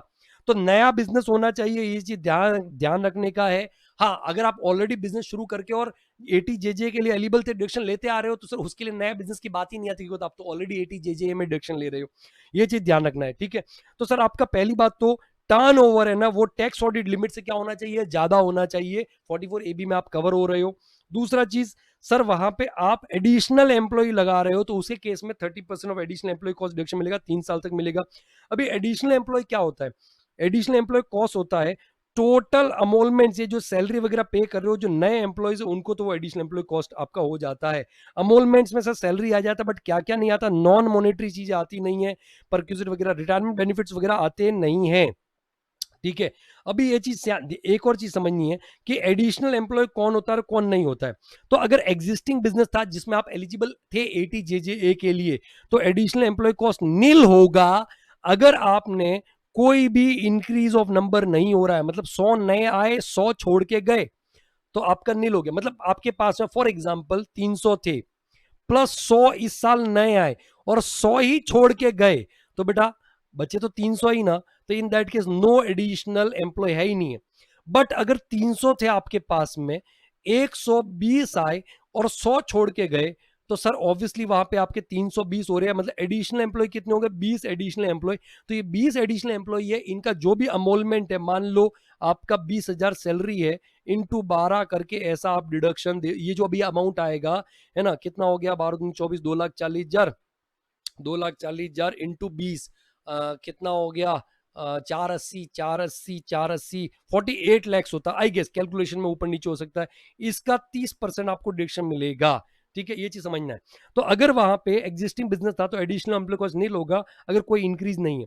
और अगर आपका एडिशनल हो, एग्जिस्टिंग बिजनेस हो या नया हो, तो आपको कोई डिडक्शन नहीं मिलेगा। अगर अमोलमेंट पे किया है अदरवाइज देन बाय अकाउंट पे, चेक अकाउंट पे, ड्राफ्ट, ईसीएस, एनईएफटी, आरटीजे, इसके अलावा पे किया है तो नहीं मिलेगा, ठीक है। एग्जांपल भी लिया, सपोज टोटल एम्प्लॉय थे 31/3/2000 जो भी है, where 100 during the previous 23-24, 35 employ left and 35 ने ज्वाइन किया, then there will be no deduction under this section. Suppose in above example 50 नए एम्प्लॉय ने ज्वाइन किया, तो 15 एडिशनल एम्प्लॉय है, ठीक है, ये चीज ध्यान रखना है।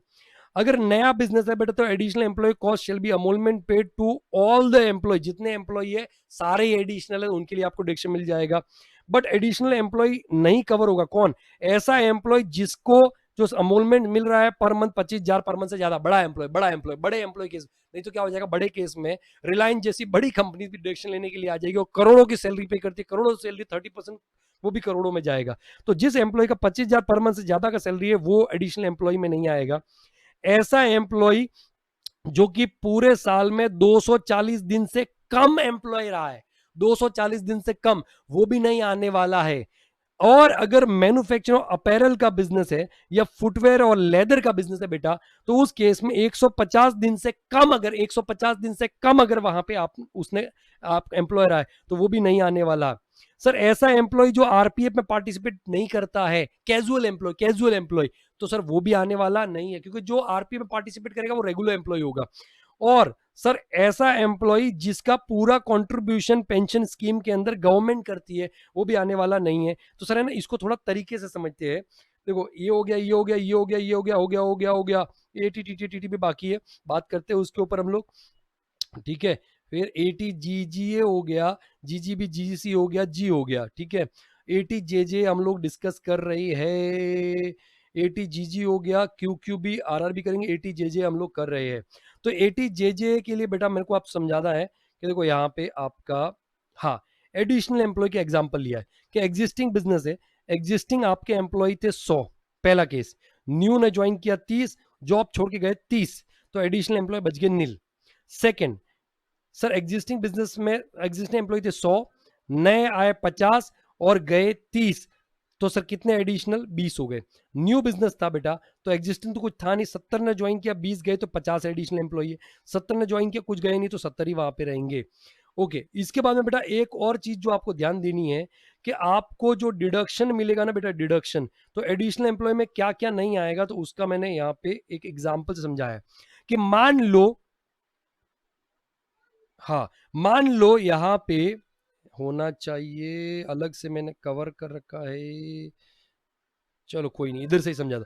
मान एक क्वेश्चन है बेटा, क्वेश्चन नंबर जो मॉड्यूल का भी आपका क्वेश्चन है कि मिस्टर जो भी है ए वगैरह है, उसने मैन्युफैक्चरिंग का स्टार्ट किया है, कंप्यूटर्स का बिजनेस, और उसने 300 नया ही बिजनेस है, 350 एम्प्लॉय उसने ज्वाइन किए उस साल उसकी कंपनी को। अब उसमें से 125 ऐसे एम्प्लॉय थे जो 1 मई को जिन्होंने ज्वाइन किया था, और उनकी सैलरी 26,000 पर मंथ थी, मतलब 25,000 पर मंथ से ज्यादा था, वो एडिशनल एम्प्लॉय में आने वाला नहीं, माइनस कर दिया।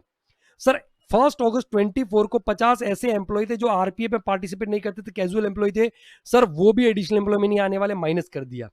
सर 100 ऐसे एम्प्लॉय थे जिन्होंने 1 सितंबर 24 को ज्वाइन किया था, तो 1 सितंबर 24 से काउंट करोगे तो 212 दिन होते हैं बेटा, तो उस केस में 240 दिन से कम थे, तो बेटा वो भी आने वाला ही नहीं, ऐसे एम्प्लॉय जो लेस देन 240 डेज एम्प्लॉयड थे।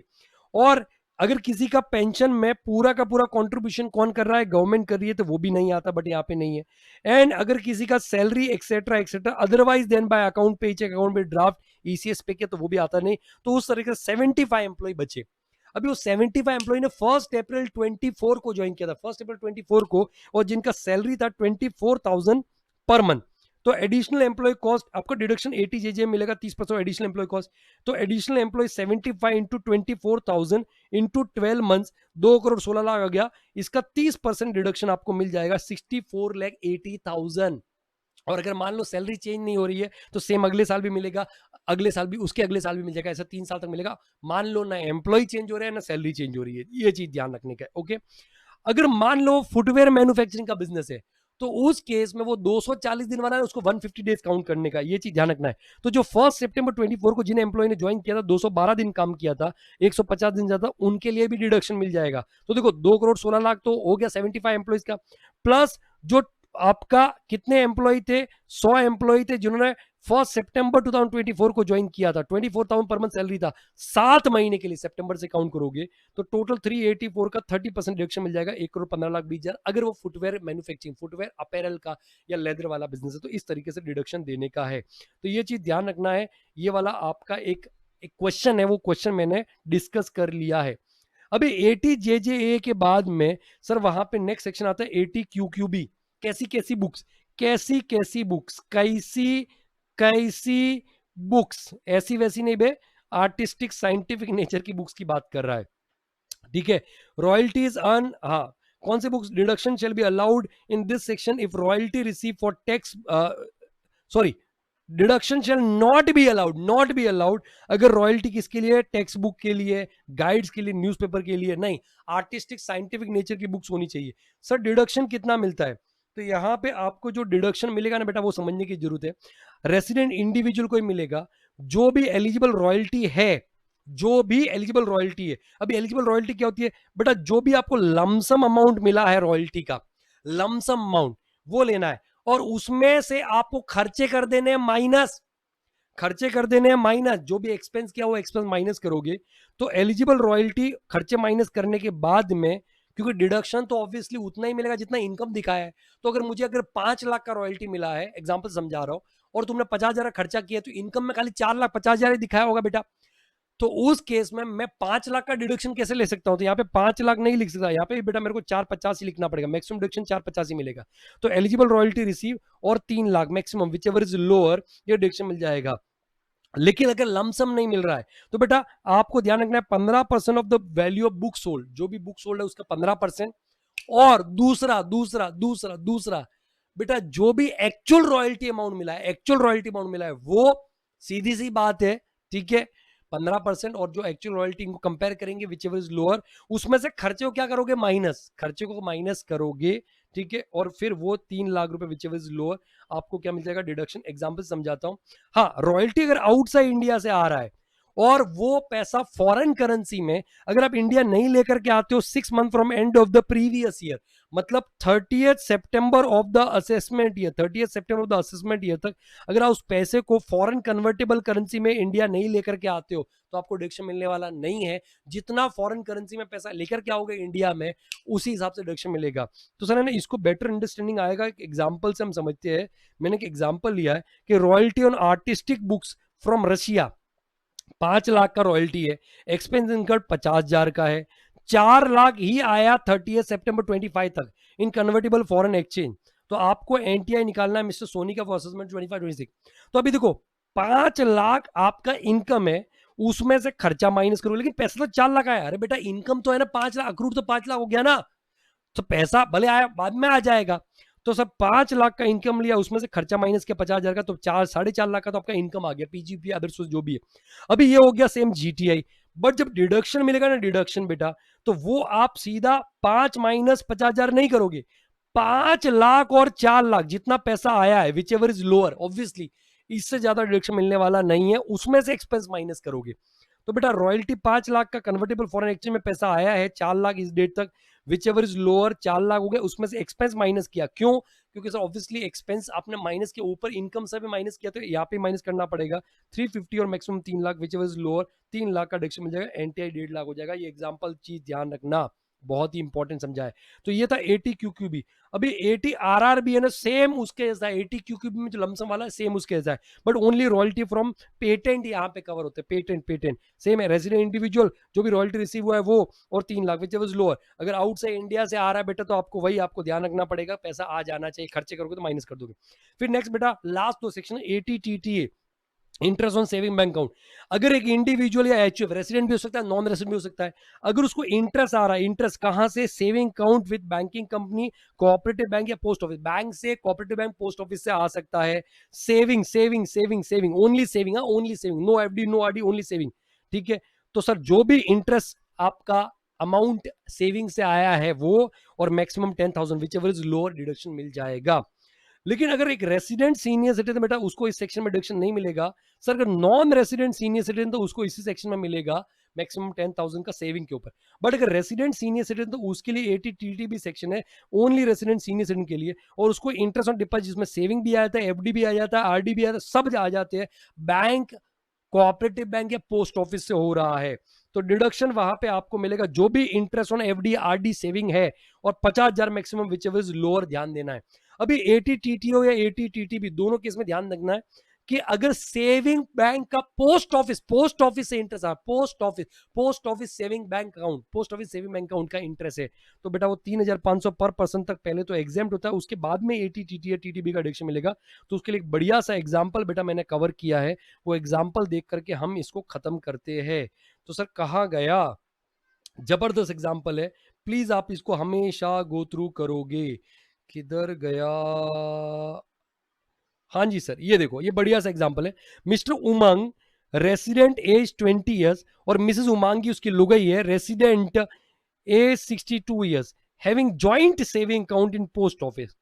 इंटरेस्ट ड्यूरिंग प्रीवियस ईयर 16,000 वहां पे हो रहा है, ठीक है, post office saving bank account.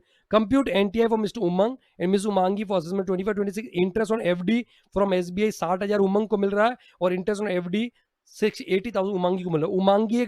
उमंगी एक रेसिडेंट है जिसका एज 62 ईयर्स है, और उमंग एक रेसिडेंट है 20 साल का। ऐसा हो सकता है, जोड़ी भगवान बनाता है, ऊपर वाला बनाता है। तो उमंग के केस में देखो, पहले तो इंटरेस्ट ऑन एफडी 60,000 आ गया अदर सोर्सेज में। दूसरा इंटरेस्ट ऑन पोस्टबा 8,000 आया। क्यों 8,000? 16,000 में ज्वाइंट है ना, तो दोनों को 8,000 का आएगा। तो 8,000 में से 3,500 का एग्जम्पशन माइनस करोगे। सेम उमंगी के पास में एफडी का इंटरेस्ट 80,000, और पोस्टबा 8,000 आ गया इंटरेस्ट, और उसमें से भी 3,500 दोनों को मिलता है, 3,500 ईच ज्वाइंट अकाउंट होल्डर मिलता है। तो यह आपका इंटरेस्ट ऑन पोस्टबा, इधर इंटरेस्ट ऑन पोस्टबा इतना आ गया, जीटीआई इतना आ गया, इधर जीटीआई इतना आ गया। अभी उमंग क्योंकि रेसिडेंट है, उसका एज 20 ईयर्स है, तो खाली उसको एटीटीटीए में इंटरेस्ट ऑन सेविंग अकाउंट का डिडक्शन मिलेगा। तो 4,500 10,000 विच इज लोअर, 4,500 ये एनटी आ गया। लेकिन उमंगी जो कि रेसिडेंट सीनियर सिटीजन है, तो उस केस में उसको एटीटीटी में डिडक्शन मिलेगा, एफडी का भी मिलेगा, और इंटरेस्ट ऑन पोस्टबा का भी मिलेगा। तो टोटल 84,500 और 50,000 विच इज 50 का डिडक्शन मिलेगा, 34,500। जबरदस्त एग्जाम्पल ये वहां पे मैंने करवाया है, प्लीज इसको जाइएगा देख करके। तो सर अभी हमने सारे के सारे डिडक्शंस डिस्कस कर लिए हैं चैप्टर 6A के अंदर। अभी तुम्हारी जिम्मेदारी है, कुछ कुछ मैंने एग्जांपल क्वेश्चन भी कवर किए हैं, है ना, वो सारे कंसिडर करते हुए, जो इंपॉर्टेंट क्वेश्चन मैंने कवर ही किए हैं, वो सारे क्वेश्चन कंसिडर करते हुए फटाफट इस चैप्टर को निपटा डालो, दूसरे क्वेश्चन भी कर डालो, और फटाफट वीडियो के नीचे कमेंट कर पहले बेटा। भगवान देख, ऊपर वाला सब देख रहा है कि एक इंसान तेरे लिए इतनी मेहनत कर रहा है, और तू है कि कमेंट तक नहीं कर सकता, लाइक तक नहीं कर सकता, शेयर तक नहीं कर सकता। ये अब ज्यादा हो रहा है सर, तो होगा ना, ठीक है। शेयर तक नहीं कर सकता तो हुक्म फटाफट कमेंट कर दो जल्दी से बढ़िया सा, और लाइक तो करना ही है। अभी तक अगर चैनल सब्सक्राइब नहीं किया है जल्दी से सब्सक्राइब कर लो। ऊपर वाला सब देख रहा है, बता रहा हूं मैं, बता रहा हूं। सब क्रेडिट है, P&L का डेबिट क्रेडिट सब होता है एग्जाम में, इसी हिसाब से ऊपर नहीं। अरे भगवान तुम्हारा अच्छा करेगा एग्जाम, टेंशन मत लो।